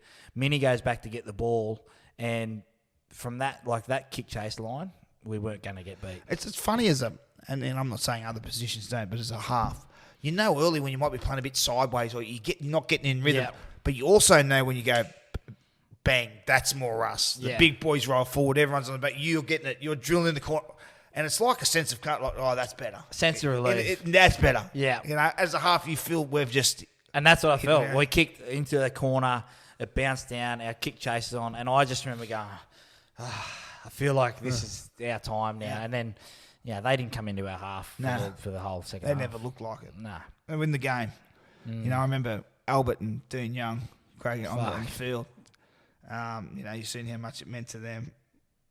What do you remember when the siren goes? I turned around to celebrate with the fans. I was like, looking back, I was very... we'd copped a lot of criticism before that grand final about choking and, the team's passed and, all that shit. I remember sort of like a bit of a fuck you to everyone who doubted us. Got interviewed by Wally Lewis, and it was the most embarrassing. Your childhood hero. Oh, my God. I was more excited to meet Wally than probably winning the comp. Yeah. And then, it all happened pretty quickly. Like, I remember hugging Bowie. Bo Scott was a guy who sacrificed his career to protect me. Like, that's as but it also made his career. Yeah, as bad as that sounds, like I didn't need protecting. He gave up his, he moved to the centres after GI fending me off in 2009 to help defend around me, and that was. But then that extended his career because he's known as that. He played that role in a lot of teams. Origin and at Newcastle, he did it. Yeah, so I can't thank him enough. And because if he goes to protect you and you go like a fucking busted ass, you excelled. Oh yeah, I felt confident having Bowie there. You were, like I said, that 4 or 5 year period, you're one of the best halves in the comp. So you were holding your end up pretty well. But no, I just remember getting on the bus and looking down at the ring. It was like, fuck, this is happening. And then we went back to Cochrane. There was 16,000 there, and it was just surreal, really. Like, probably the best part was sitting around in the dressing room on the cigars with the boys, and Norm and Arthur are sitting in the middle, and for guys like and Norm's a Dragon. Yeah, and Gaz. Norm's a Dragon. That's Norm Proven, the bloke who won 11 comps. With that same jumper on you're wearing. Yeah, but for guys like Dino and Benny Hornby and Gaz. Yeah, at the start of the podcast, I talk about 2008 and how trying to earn their respect. Yeah, I'd gone from that to feeling like I was part of the team. Yeah, it was your team. And sitting around with those guys, and they'd work so hard. I think that if you pair that team against the 05 team, we might not win a game against them, but we did it as a team, and our forward pack was amazing. Yeah, and so it's funny when you look. You look at those Dragons team, especially 05. It was fucking amazing team. Yeah, huge. And I even look at when our 9 team, we weren't the best team in the comp. We got a bit lucky. Our big guys hit. Our big four. Fucking when it was time to go, they found rhythm. You boys got knocked out. Yeah. Once you were out, we went. Oh, hang on. We're a chance. We only win. We got to beat Brisbane, who were busted. Yeah. Because I think Lockie was that year. Lockie was injured. 2011. He got injured. But you used, it was a close game up there. Because I'm thinking if you beat Brisbane in 2009, we're playing you, and you beat us convincingly down in Cogra. So I'm thinking, fuck, I don't know if we can beat. Yeah, it's funny how that works, though. But I know we can beat Brisbane. You know how styles make fights, sort of thing. Because we didn't want Canberra in 2010. Yeah. Because we'd fucking sucked against Canberra, and we felt like obviously the storyline was perfect, but we did not want Canberra. Is that the one where Jared Croker misses the goal? And I love Toots. I think he's going to be the greatest point scorer ever, but when he misses that goal... And he is a hell of a point scorer. Yeah, I was like, fuck, our style suits the Tigers a lot better than what the Raiders are. Well, mate, the good times roll on. 2011, I got to England actually to play for Wigan. I had a neck operation, so I didn't play this game, but you played the World Club Challenge. Yeah. And you just beat Wigan. The crowd there was fucking off the charts. And you're starring well. You kick another field goal. You're involved in everything. And it just starts becoming a knack. Not a knack. It's happening too often for it to be a coincidence that your ability to fucking get the big play now is it's all too regular for it to be. You know when you go with this player, he's fluked it. Yeah, I don't. You know, you can be the harshest critic for. Well, hang on, he's been doing it for 3 years, 4 years now, and consistently from all angles. Yeah, when they don't look like they're going to pull it out, it's you not only yourself but the team were finding ways to win. They started to trust me. Yeah. Once I'd hit the first one, as you said, it's fluky in a way. Like a teammate might go, "Oh, good kick," blah blah blah. And then you do it again next week. It's like, okay, sweet. Yeah, it's where's Sally? Yeah. Where do you want it? How do you want it? Yeah, that's right. So I'd gotten trust of the team that I was going to kick in general play. Obviously, I do a lot of the kicking, but then to take a field goal whenever I felt, I took a field goal on the Gold Coast at 45 minutes. Just to go up 19-0, and Coops is yelling out, "Who the fuck are you doing that for?" I said, "Mate, we weren't doing anything. Yeah, we'd made a fast break. We were scattered. I didn't want to second guess my kick and turn over possession, so I just took it, and we get the ball back. Now we're four scores. And we're four scores, So I sort of enjoyed that part of the game as I went on in my career. Chess match. Yeah, that kind of stuff, and that's why I enjoy watching now. Like I can see when I commentate, I'm like, oh, well, they should do this, and you listen to Cooper and Billy and that, and those guys are the elite guys, and you get an insight as to how a player versus probably we're just like, oh, that's great play, we're starting to feel what it'd be like to be out there. And I got trusted with that, and same thing in the World Club Challenge. We're down. Georgie Carmont scores 2 tries. That's just down our edge. The old English fans are going mental, and then we're up 20-15. BMOS makes a break, and I'm in front, 20 out, and I snap the field goal with a 4-man overlap, I think, and Coops is into me again, and I just, Wayne, because Wayne had come home. Yeah.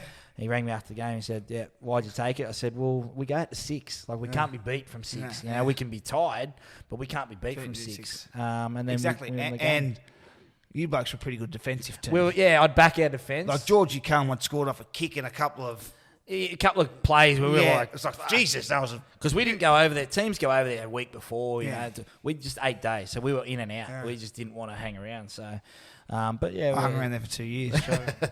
And mate, that was coming off the coldest winter in 300 years. Mate, that year's it turns out, this is the back end of it. It's Wayne's last year. Yeah, I'm not too sure you know that, but you continue to improve, or continue to star. Continue your footy at a high level, and you get picked for Origin. Mate, one's probably, this is a long time coming, considering 09 you're the 5'8" of the year. But it must have been a huge honour, and you must have been super proud, you and the family, that as a kid, that's Sky Blues, the Origin was all about. Well, I'd been there when the infamous B Finch had been called up. Going into... And let me tell you heard every bit of that for the next 2 years. I was never getting the 7 jersey then after that. But, when it was justification of the form, and that's, in a way, Origin's gone away from that. You used to have to play good for 2 years before you got a call into Origin. Now you have to have 2 months. 2 months. And you talked about as if you're the next coming of Brad Fittler. Like, my Origin journey started in 2004, prepping Gus and Freddie for that Origin series. Well, you were running opposed against us. Yeah, we were watching Lockie's kicking game for like 6 weeks. And especially you being a left footer. Yeah. So my Origin journey had started there. But to play Origin, I don't talk about it much because we got beat. And I felt like... that was we lost game 1 16-12. Yeah. And that was when Queensland had a really bad record at stadium. But you played great too. You combined with Minnie for... Just set Minnie up? That was the second game, The cat came back in for the second game. And, the cat's a cat. He's just... Yeah. It was... But it was an amazing experience. I think that anyone that gets to play Origin, whether it's 1 game or 30 games, it's a recognition that people inside the game and the peers that have laid the path realise that you can handle it. It's the toughest arena, isn't it? Oh, it's the best arena too because it's only 5 metres back. But I struggled out of it. We lost 4 in a row. Wayne and Dino and that said we're going to drop you. We're just going to give you a week off, and I was pretty upset about it because I'd played Origin. And you're just the pride. Yeah, the pride thing. No, I'll work my way through this. And I'd rather work my way through it than you rest me. And and I'd said that, and I ended up playing. But it was it's totally different. But Origin, that arena, running out at Suncorp, making my debut there was something I'll never forget. We'll just go off to the side about this. We'll talk a bit more about the current game in a minute. But how quick do you think Origin's going to be this year? Because it was back then. Yeah. When we played, I was 04, 06, you're 2011. Yeah. It was fucking frantic compared to club footy. I think now, more than ever, combinations are going to be important. Okay. And just when you're under the pump. Well, you could potentially see a left side for New South Wales that is Luai, Crichton and To'o, because defensively the game's so fast that you might not be able to plug and play like we've seen, and I thought we saw that last year. But the game is 10 times faster already in Origin, let alone the 6 again and the way the rules are. So, yeah, it's I know we'll talk about it later, but it's going to be interesting to watch because referees are a big part of Origin in letting it flow, and I don't know if they'll be able to let it flow that fast. After the Origin, you're back at the club level, and like you said, 2011, and I'm glad appreciate your honesty when you said about 2011, because you boys are still one of the teams to beat. Well, we went in first, and then we had... So it's 3 years minor premiers? No, we went into Origin first, came out 5th. Yeah. Like, that's how much it had dropped off, and then we finished 5th, and we played Tigers week 1, and they'd had a bee in their bonnet about 2010, obviously, and we were just fatigued, man. Yeah. Like, it's hard, isn't it? It's fucking... Yeah, anyone that's been in those positions, you already start... Like, I heard Trent Robinson talk about, if everyone's got a full tank of fuel, when you win the competition, you start with 3/4. Yeah. Yeah, and you've got to manage those 3/4, and that's why what they've done's been so amazing. Yeah. But, we lose to the Tigers, and then we play Lockie and crew, and I played in Darren Lockie's last ever Origin game, and last ever game in the NRL, and lost both of them. Yeah, lost by a point, didn't you? So he fractured his cheekbone, and we score right on the buzzer to pretty much send it into golden point, and kick the goal, so it's 10-all, and then we never get close enough, and Lockie nails his fucking wobbly floater, and goes across, and he wasn't playing the week later, and they played Manly, and our style actually really suited Manly. So we would knock Manly out and been playing the Warriors for a back-to-back. Yeah. And I mention it all the time, it's why I love champions. It's a bit like, you said, in a tall poppy syndrome in America, and I know you love your American sports, like especially NFL. When you make the Hall of Fame, you can wear your gold jacket on the panels. 100%. You can wear your...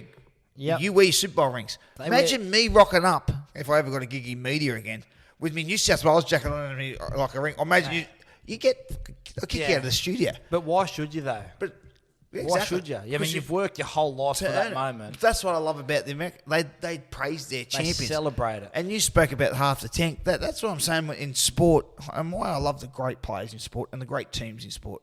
And this is why it gives me the shits. And it's because he's a mate of mine, but Cameron Smith, the way some of them fucking journos went after him, especially those blokes who have never been in the arena. Yeah. Now, I understand.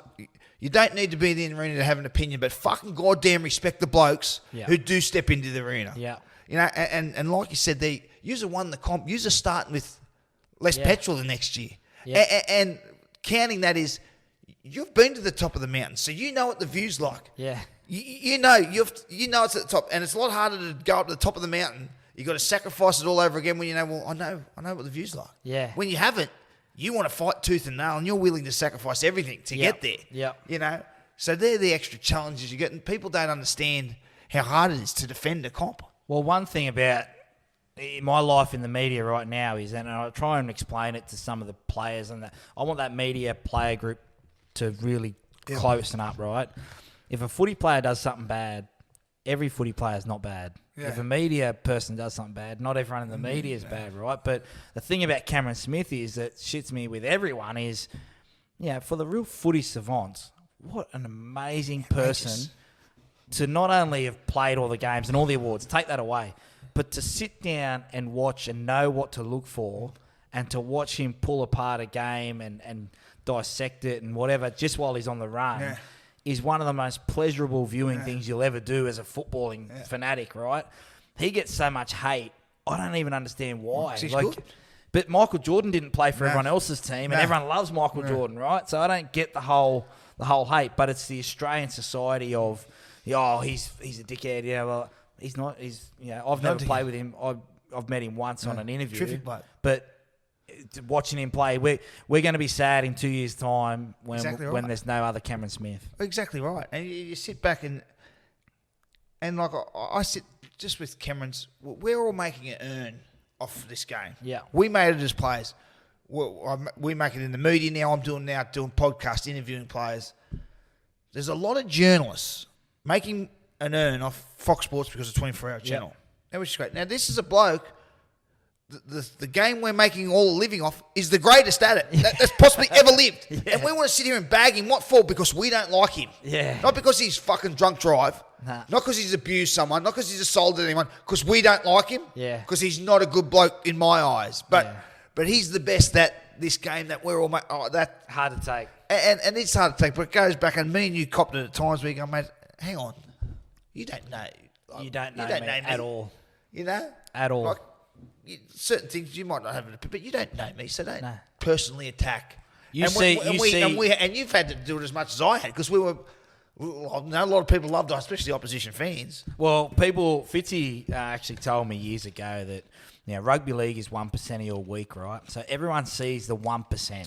So if they see Brett Finch out and he plays like shit, right? That 1% grows to 10% if you're out having a beer. Because it's like, he's out having a beer. What's he doing? Blah, right? What's he doing? He's not taking it seriously. It's like, mate, you have no idea. So, I mean, before I got to Penrith, when I went out to Penrith, I was going through stuff in 2015, divorce, back surgery, failed back surgery, in again, stuff. I'm dealing with all that stuff behind closed doors with all these issues. Everyone's judging you and everyone's judging me off the shit performance I put in on Saturday. Fucking, I've struggled to get out of bed to play, to get up to play, So, I don't understand. And that can be just emotionally going through a divorce, let alone physically. That's exactly right. Back surgery. That's exactly right. So, I think that too often we just tall poppy. We expect everyone, and not everyone has to be the guy you want to go and have a beer with. And you taught me this a long time ago, going back. But I played fullback for the Roosters, come in and, again, we're trying something new. Went down to Melbourne. Coops puts up this fucking floater. I'm reading Steeden the whole way down. Anyway, I shut my eyes and caught the ball and I think I got tackled a metre out, and Finchie's came in and said, fuck, you're fucking shit. Fucking get up and run the ball back. You're helping no one. Fucking get off, right? I should have took myself off. Yeah, but we play the game, and we get in the showers, and I asked you about it, and this was a major... I tell that story all the time because it was a major learning for me in my career is, I do whatever it takes to win. And that was a detriment to me later in my career. Yeah. But I followed your whole path of I'll do whatever it takes to win and don't take anything personally. I probably wouldn't even remember that I said it. No, and you didn't. You go, I don't even remember that. But you didn't have to be the guy that... I mean, me and you weren't going to go out and have 1,000 beers every single day together, right? Every now and again. You would, but I wouldn't. But you don't have to be the best guy to go and have a beer with. Your teammates, not best mates. And, everyone in Australia... he's a shit guy because I wouldn't have a beer with him. Well, hold on a second. You don't fucking know anything about him. Yeah. And what's drinking? What's it come down to because you have a beer with someone or not? Yeah. And you're right, mate. And it's funny. And you get the perceived, and I played up to that smoke and mirrors. Do, yeah. But you're right. The amount of video you do as a half, watch it on your own game, but the opposition. Man, they do twice as much now. Yeah, it's ridiculous. Mate, well, I'll talk about Wayne at the end of all this, but I'll just talk about Penrith's success. You go to Penrith, you usually win the comp at Penrith, and you probably should have beat the Dogs. Yeah. Big opportunity, because you knock off the Chooks, who were minor premiers week one of the finals in, was that 2014? Yeah, it's sort of... we had a lot of injuries, and we had that sort of next man up, and I don't know if the Roosters took us lightly, but they had Sonny Bill and Roger, and they had everyone. And then we just turned up. Mick Jennings, Jimmy Maloney, Piercy. Like that. Hargrave, all in there. Well, I think we were one of the biggest outsiders to finish fourth at 4v1 ever. And then we beat them, and it was like, I think it got real for everyone real quick, including myself. I was a captain at the time. One game away. We're one game away, and we turn up the Dogs, and we lose 18-12, but we just didn't play our best, and Ivan sort of said to me, what happened? That wasn't the guy that... I said, well, fuck, yeah, I don't know. It was one of those. Sometimes it doesn't work. Sometimes it just doesn't happen for you. You carried him the 2 weeks earlier. We wouldn't even be here if it wasn't for. I mean, it wasn't anywhere. I mean, we had Will Smith playing 5'8". You know, we had injuries galore. Kitey was pretty much at the end of what he a magnificent career. So, I mean, Ben Murdoch-Masila played in that side. Like, we had some players, but we weren't by any means the Roosters. Yeah. So, and to be fair, I don't know if anyone beat South Sydney that year. That's a different beast. They were tough. They were ready to go, weren't they? Yeah. So you look back on that time. They spent a bit of time in England, but there's no doubt that period under Wayne, you play your best footy. Mate, what was it about him? What was it about him that just worked with you? He knew. I mean, probably subconsciously losing Dad after my debut, he knew when to cuddle me versus when to not kick me up the arse, but when to get into me and stuff like that. And I never felt like I was ever going to disappoint him. Yeah. I never. He was like that father figure that I needed. Never overcomplicated things for me. You talk about. And I've had some great coaches. Like, that's a great coaching list that I've had. They've all pretty much won premierships. But Wayne, I never felt like I wanted to disappoint Wayne or I could disappoint Wayne. If I went out and tried my hardest and, I just wasn't good enough at the end of the day, that, I could look in the man in the mirror and be that person that I still wanted to be. And he made me a better person away from footy. As well, got me into a routine, and as you said, for 3 years I was in the slot, and it's a long time to be in a slot, but you're up like long. Well, 3 years of footy is a long time. Yeah, I was a product of the environment that they've created. I felt comfortable there, and you always look confident under Wayne. Yeah, when he left, there's some times. Sorry to interrupt. There's times, and I've had it in my career. It feels like, fuck, I've got to play good because I might not be here next week. Well, that's it. I never felt like that. You never look like that at the under Wayne. And I'd earned the trust of my teammates by coming up with the big plays. I'd earned the trust of Wayne. And, I guess you probably summed it up right. Yeah. Do you still speak to him now? Nah. No. I don't. This is a weird one. I'm a bit of a weird human, but I don't really talk or have relationships with too many people in current clubs because I made a decision that if I want to be a commentator, I need to be right down the line. And this year working with the Dragons has been different. And the times that I've called them or watched them, I've just called it. I haven't got my Dragons hat on. Sure, I'm getting paid by them and I support them and I work with them. You want them to win, but you still... But to be to the fan, I needed to be neutral, so I don't really... And plus, I don't think if anyone wanted to call me anyway. I just... But I like catching up with... but if you see him and catch up, I think that's... I don't know... I don't know if I impressed too many people at the back end of my career at Penrith in 15 with my behaviour and stuff. Yeah. But I feel like time heals all wounds, and if I saw those guys now, like I hadn't seen you in years, and we'd catch up just like it's 2005 again, Telling all the old stories. Think I'm a glamour walking down Bondi in my Speedos. Sapphire Club. Why was Wayne so good as a coach then? I don't think he ever overcomplicated the game plan. So, we could get in and he would watch something. I mean, you hear stories about him falling asleep in video sessions. Yeah. That's true. Well, that is true. Who's doing the video session? The assistant? Steve Price and that, and he's just like on the Murray. Well, the fact that he's 121 years old, that might help. But like that never, and like the grand final, all we have to do, he never overcomplicated things. He never tried to outsmart the opposition by outsmarting himself. It was, righto, Finchy, you're good at this. Let's just work on this. Let's work to this area and come back with this play. If it wasn't working, sure, he'd step in a bit, but he never took himself too seriously. He was always about the boys. And first day on the Dragons bus to Melbourne, he walked up the back and Michael Wayman's sitting 2 from the back. And he walks up and says, "Horse, what are you doing?" And Horse goes, "Sitting down." "Yeah, Horse." And he goes, "Get the fuck out. That's my seat." He's sitting up the back with the boys. So he sits up the back with the boys for 3 years. You see every coach is in the front seat of the bus, isn't he? With, on laptops or whatever, whatever else. But I just think he had the perfect mix of, I know that guy, what that guy needs to make themselves the best that they can be. Now, my role with him will lead into another question. But I got called into the All-Star team. So the original, this one, I'll get to you in a minute about being that you're in the Indigenous side. Just like most of rep teams I made, Billy gets injured, and so that you got to pull. You know how the teams, all-star teams, are pulled. Australia, New Zealand captain and vice captain were in. Then fans voted for their own player in the team in each club, and then like Wayne had a couple of coach picks. Yeah. So anyway, Billy's our player. Cooper's getting pre-season scans or pre-season, off-season surgery. Smithy's already in because he's Blair's in because he's the New Zealand vice captain or whatever. So anyway, I get called in because Billy goes down. So I'm called in the Thursday night, playing Saturday. So I'm called into another rep team late. And Wayne's the coach. And mate, I hadn't had much to do with Wayne, but we'd obviously I'd been in the game. You know, that's my 13th year or something. We've been in the game for a long time, and he was hilarious. Yeah, he was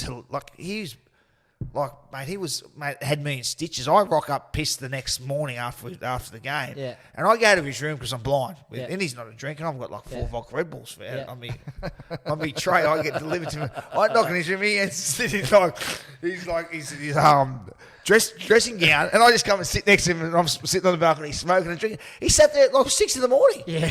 The master who I thought, like I would have said, get the fuck out of him. He's sitting there laughing and telling stories about Alfie. I found him unbelievable, and that was only for a couple of days. And any time I see him now, I go, remember that fucking? He goes, mate, don't tell me about a roaster from his memory. But that talking about that game, the Indigenous game. First of all, it's been important your Indigenous background, and how important was that game?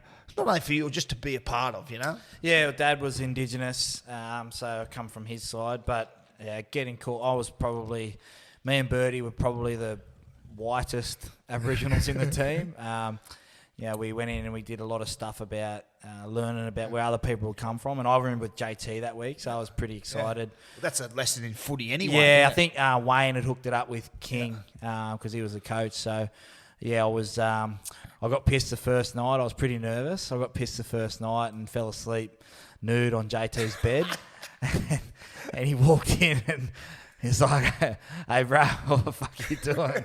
And I was like, huh? I said, I can go in my bed. He goes, fuck, well, I'm going to sleep in your fucking nude bed. So, it was that week I learned a lot about culture and what it meant to different people because it's some of the greatest Indigenous people in that team. But what it meant for myself was another learning experience. Yeah. I'd reach the heights. And you get an opportunity to play with those guys. And just watching how JT prepared, like, it was a bit like Wayne, because without the game, away from the game, it was, whatever. And then as soon as you got close to that white line, it just flick a switch and they'd just get ready to play. And Wayne was like that. I mean, he wasn't footy. He realised that life happens and life experiences, and that was like JT. So I learned a lot out of that first week. Well, mate, you're coaching, back into some coaching now. Yeah. And you're back at the Dragons and under Hook. Mate, I read a great thing. I could be dreaming this, but I've got an amazing memory. I think I read this right. When Hook got the job, you come out and you said we had some differences in the past, or tweeted something, or you said, you know what, that's where I was in my stage of my life. I was dealing with stuff, and I take that on board. Within fucking 2 weeks, you're coaching there. Yeah. Was that right? Did you tweet something? So Hook... I thought that was... Yeah. It's amazing when you're finished how the big picture you see, don't you? I thought that... You know, it's easy for people to say that, but I thought from you to come from that was... Mate, that's such an honest and I don't say manly thing to say, but such an honest and open and honest thing to say, you know, I wasn't in a good spot. You know, I take responsibility for that. So I played my last game against Melbourne in 2016. It was Nathan Cleary's first game, and I went to my now wife after that, who'd already changed my life by being involved in my life, and I said to her, that's my last game in first grade. And she said, oh, no, you'll be right, blah, blah. And I said, no, I just knew, right? And Hook had... he said, you're not probably going to get back into first grade. And I'd been that senior guy that we talked about that was... It was old school. You come from a different generation. I'd come from a generation of, we'll get through it together. We'll get through it together. Even if I'm playing bad, we'll fucking do it together. Whereas I was just playing bad, even though I'd started the season all right. But, I went to England and come back. And, when Hook got the job at 2GB commentating, I was a bit anxious because I'd been there for a year before. And I had to come into a coach who'd gotten rid of me. I was like, and they said, are you guys going to be all right? And I said, well, fuck, I think I'm all right. Like, I'd gone through... You want the job too, don't you? Yeah, I'd bagged him in the media about playing style and stuff like that, and I was probably a bit bitter about the quick exit, and he knows that. But we'd work together, and some of the best convos I had were like half hour before a game. We'd get there and watch it, and I'd be like, "What do you think about Finchy? How's he playing here?" And I started picking his brain, and I've started doing it with Shane Flanagan now, 2GB, Anthony Seibold. Like, they were head coaches for a reason. So I started picking his brain and this and that, and how he would change players and stuff. And then when he got the job, I was really happy for him because we'd buried the hatchet, and I felt it was important to show that that 1% again, that you guys had seen that 1% of my life through footy, but you hadn't known what I was dealing with, which had made me into a person that I had still made bad decisions, and that I'd come out the other side and grown up to see the bigger picture, but also let him know that I wasn't the same as him. Like he said as well, he wasn't the person. If he was the same person he was at the Panthers, he wouldn't have got a job at the Dragons. Yeah, he needed to evolve as well. But one good thing about you is if that's what you think, you're going to say it. Oh, yeah. So you've always been that. And that's why I've always probably got on, me and you. We're certainly not backwards in coming forwards. Yeah. But I found the beauty of it was, even though I'm not backwards in coming forwards, I'm going to say what I think. I'm then still honest enough to say, well, fuck, I got that wrong. Yeah, that's right. And I could have handled it better. And people in the media with podcasts and stuff like that want that now. Yeah. There's so many options and stuff to listen to analysts and all this stuff, and we overanalyze things. But yeah, for me at that time, I said what I felt, and Ray Hadley and that picked it up and were calling. I was like, yeah. And then he said to me, he's like, what do you want to do? I said, I want the blue shirt. He said, you're not fit enough for that. Well, he gave it to Peter Gentle, who's we go on one leg, old Pete. But I'm working at the Dragons now, kick coaching. You enjoying it? It's good. I do. I do.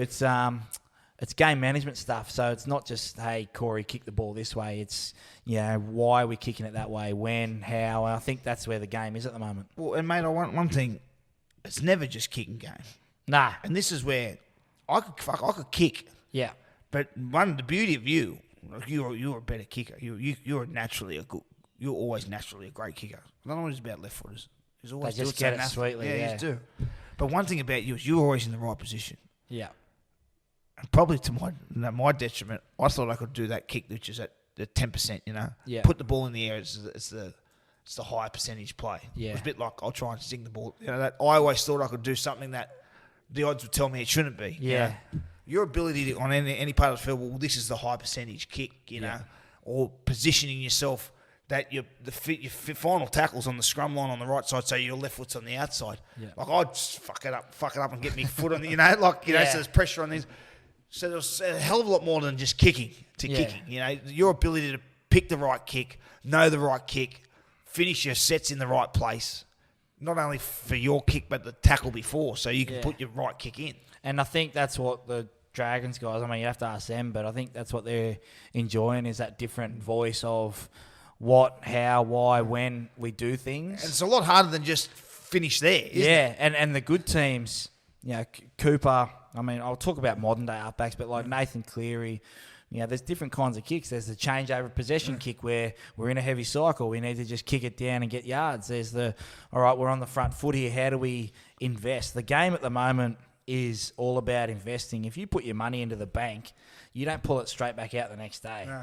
It's the same with a kick at the moment and game management. I do. If that's Sapphire, we probably just get the ATM straight away. Yeah. But if you kick to a corner early, some guys go, why are you kicking early? Well, I want the next 5 minutes of dominance. I want the next 10 minutes of dominance. And, that's what I'm trying to show to the Dragons guys, is that we can be effective with every single kick. And I find at the moment with this game, swings in momentum, I spoke to, I was doing some stuff with Dad the other day talking about the rules and how it's changed. So I said, I'd call Munster just to see, from players, I can say it looks this, but, if I'm going to start commenting on it, do your research, So I think Munster, he goes, mate, the momentum is outrageous. He goes, the speed's ridiculous. He said it could be 18-0, and we're up 18-0, and I don't feel comfortable. Yeah. Like, that's how quick it can turn.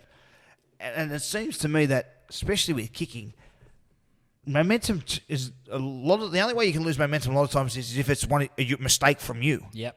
So whether you turn the ball over or whether you get 7 tackle set off the kick or whether it's a poor kick. So your kicking game's super important, even more so that if you don't get the right kick in, you may not touch the fucking ball for the next 20 tackles. And, or you may lose all the momentum you've just worked, 5 minutes to earn.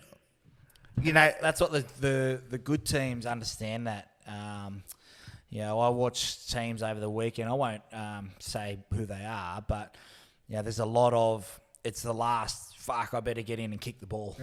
As a half, last option. As a half, there's times where you can actually not touch the ball for the set, and your job in that set is to come up with the right play at the end. Because if you don't, we're on the back foot. And teams right now are losing the ball for 10 minutes or losing momentum, and they concede through fatigue, which is what the game wants.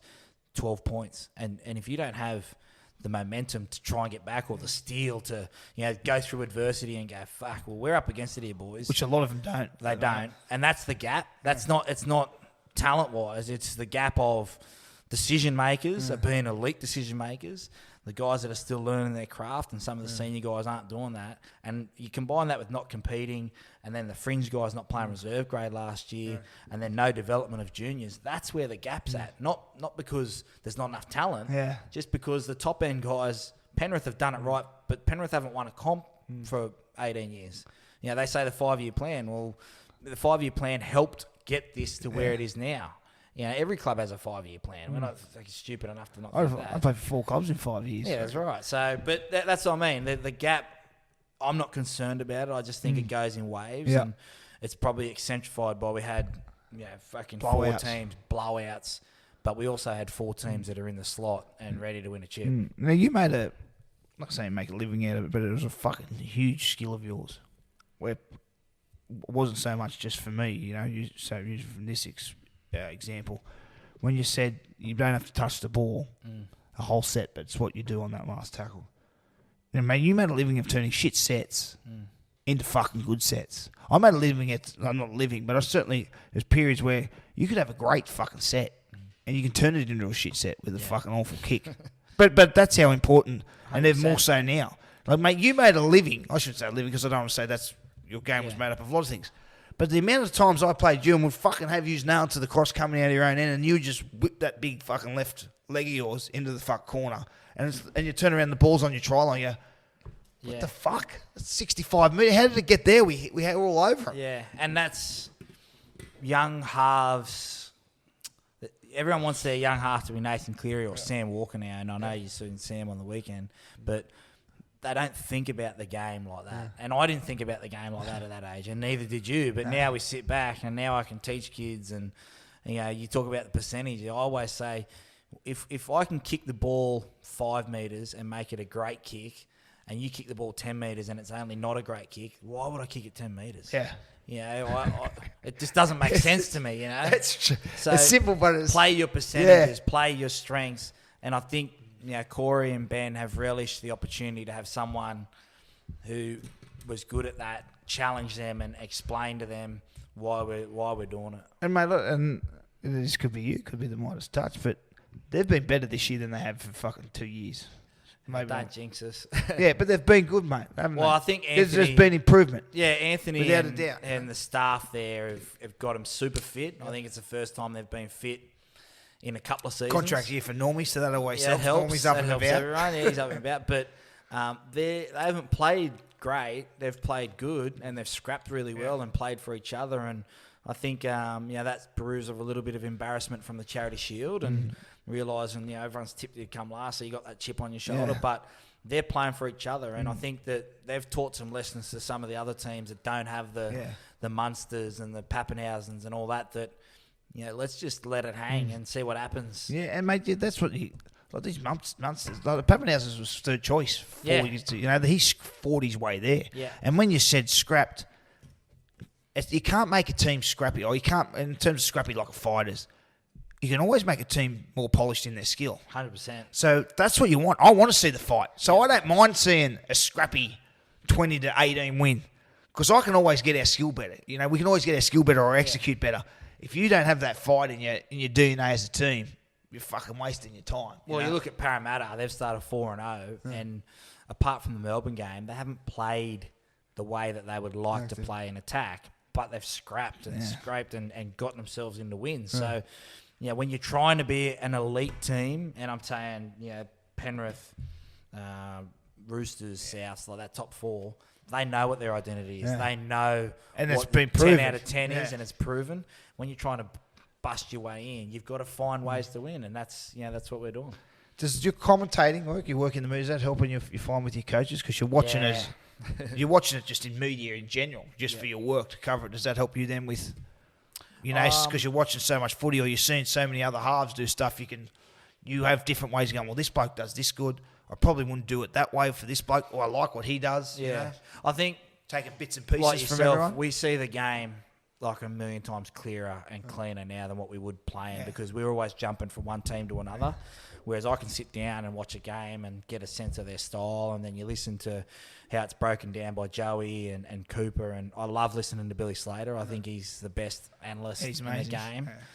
The way he explains things, I get lost, because when we interview him for Inside the NRL, it comes to my question, and I haven't been thinking about my question because I've been listening to him. So, I love watching footy. I see the game clearer now, and I think that's a part of what we've learnt and the journey, and then where the game is. Like, if you watch the game now versus when we first started, it'd be so boring watching the 2004 game, So. Yeah. Well, away from footy, like I said, I bumped you into Kmart the other day. We were doing Easter egg shopping. Mate, you seemed happy. The wife, the kids. Yeah, man. You seemed really content. I remember looking over. I think your missus got me. I thought you sort of turned side on and went into the trolley or something. You turned away. So, fuck, that looks like Soward. Yeah. And you've turned around, you got the baby on, carrying the baby, and the little ones running around. Yeah.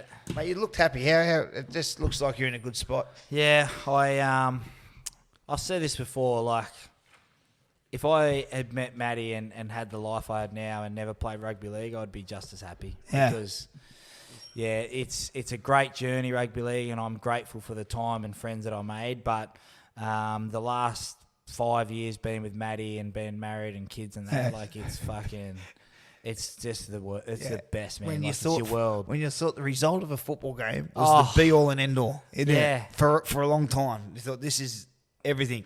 And your life triggered off that. Like, in 15, I mean, we lost the game, and I don't think I went home for 2 days.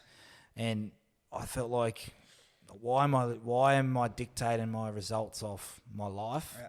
Now I get home from a long day of work, whether I've called 3 games and I get home and Indiana runs in and crash tackles me. Like, she doesn't. She didn't give a rat's ass, does she? Rat's ass. So, but in saying that, I don't think I would have been the dad I am now and I think you would this as well. If we'd had kids while we were playing, it would have been a nightmare for us and for it wouldn't have our worked. Partners, So we were sort I was a kid myself. Yeah, we were sort of 32, similar in that, I probably blamed you a lot for some of the stuff I went through. But well, too, you're not the only one. You're in a fair line there. And you know what? 90% of it's probably my fault. Yeah, but I love being a dad to Indiana and Ivy and Maddie's. It's the same as Ella. Like, they open up things that you never thought were possible, and they make you enjoy things that they don't care about footy. They want you to be a husband and dad. Yeah. So that's all that matters to them. That's it. Well, mate, thanks so much for stopping by. It's we go back a long way. You had a marvellous career, but it also, mate, you turned into one of the best analysers of the game too, in the media. And there's no agenda with you. It's nice to hear. There's no fresh agenda, no agenda, no. Yeah. I'm willing to break down people with constructive criticism, not fucking hammering people. So, mate, keep doing that. Hopefully we'll get you back in later in the year before the semis, and we can look back on the season. And a couple of beers next time, I think. Well, exactly right. Well, next time we'll put bourbon and Coke in these instead of Coke. But is there a plus? Is there an uncut bonus? I've got a story to tell. Have we? Well, yes, we can put this in the bun. Well, we can keep going now. Okay. Well, keep it going. It's uncensored, so it's all bonus. All you can say what and do what you want. So it's 2004. It's a club session, and it's my first time training with the first grade. And you go into the showers, and it was broken up. The darkies showered there with their undies on. Yeah, they didn't like getting the strides off. The rest shower with no strides on anyway. So I'm caramel, so I'm in between, and I walk in, and I'm 19. I've come from the bush. I take off my strides, and I've never manscaped in my life. So if you think, Guy Sebastian had to be... Anyway, so I take my pants off, I walk in... The fro. And Brett Finch is in the showers. And he goes, "What the fuck is that?" And I go, I looked around as if to say, like, something's happened. Something's happened here. He's gone, "Who the fuck is Guy Sebastian on your fucking dick?" And I've gone, "What?" I don't get it. And then looked down, and I'd had big pubes anyway, so... the Rubik's Cubes were out of control. The boys have tackled me and they're teasing me, so I ran home and I shaved my balls with a Mach 3 against the grain, and I wore pants the next day. I sweated up a storm. The sweat pimples. And I had the sweat pimples in the shower, and Finchie's coming on, what the fuck is that? And I'm looking around thinking, well, it's not me because I've shaved my nuts. He goes, what's all the fucking sweat pimples on you? Oh, mate, you can't win. I couldn't win, so that was my first experience in the showers with Finchie. Well, you know what, mate? I'm from Maitland. So it's not too different to Walker. But at that stage, I'd had a few years under Minnie and the boys, so I learnt the hard way too. Let me tell you, if I dropped the strides now, I'd be in the same boat there. Once you get old and married, the Rubik's Cubes just go out the door. But I tell you what, we should finish podcasts like that every fucking week. But, I had to tell that story. I'm glad you did. I should have opened with it. But, mate, thanks for coming by. It's always great to see you. Too easy. Thanks, bro. Thanks, brother.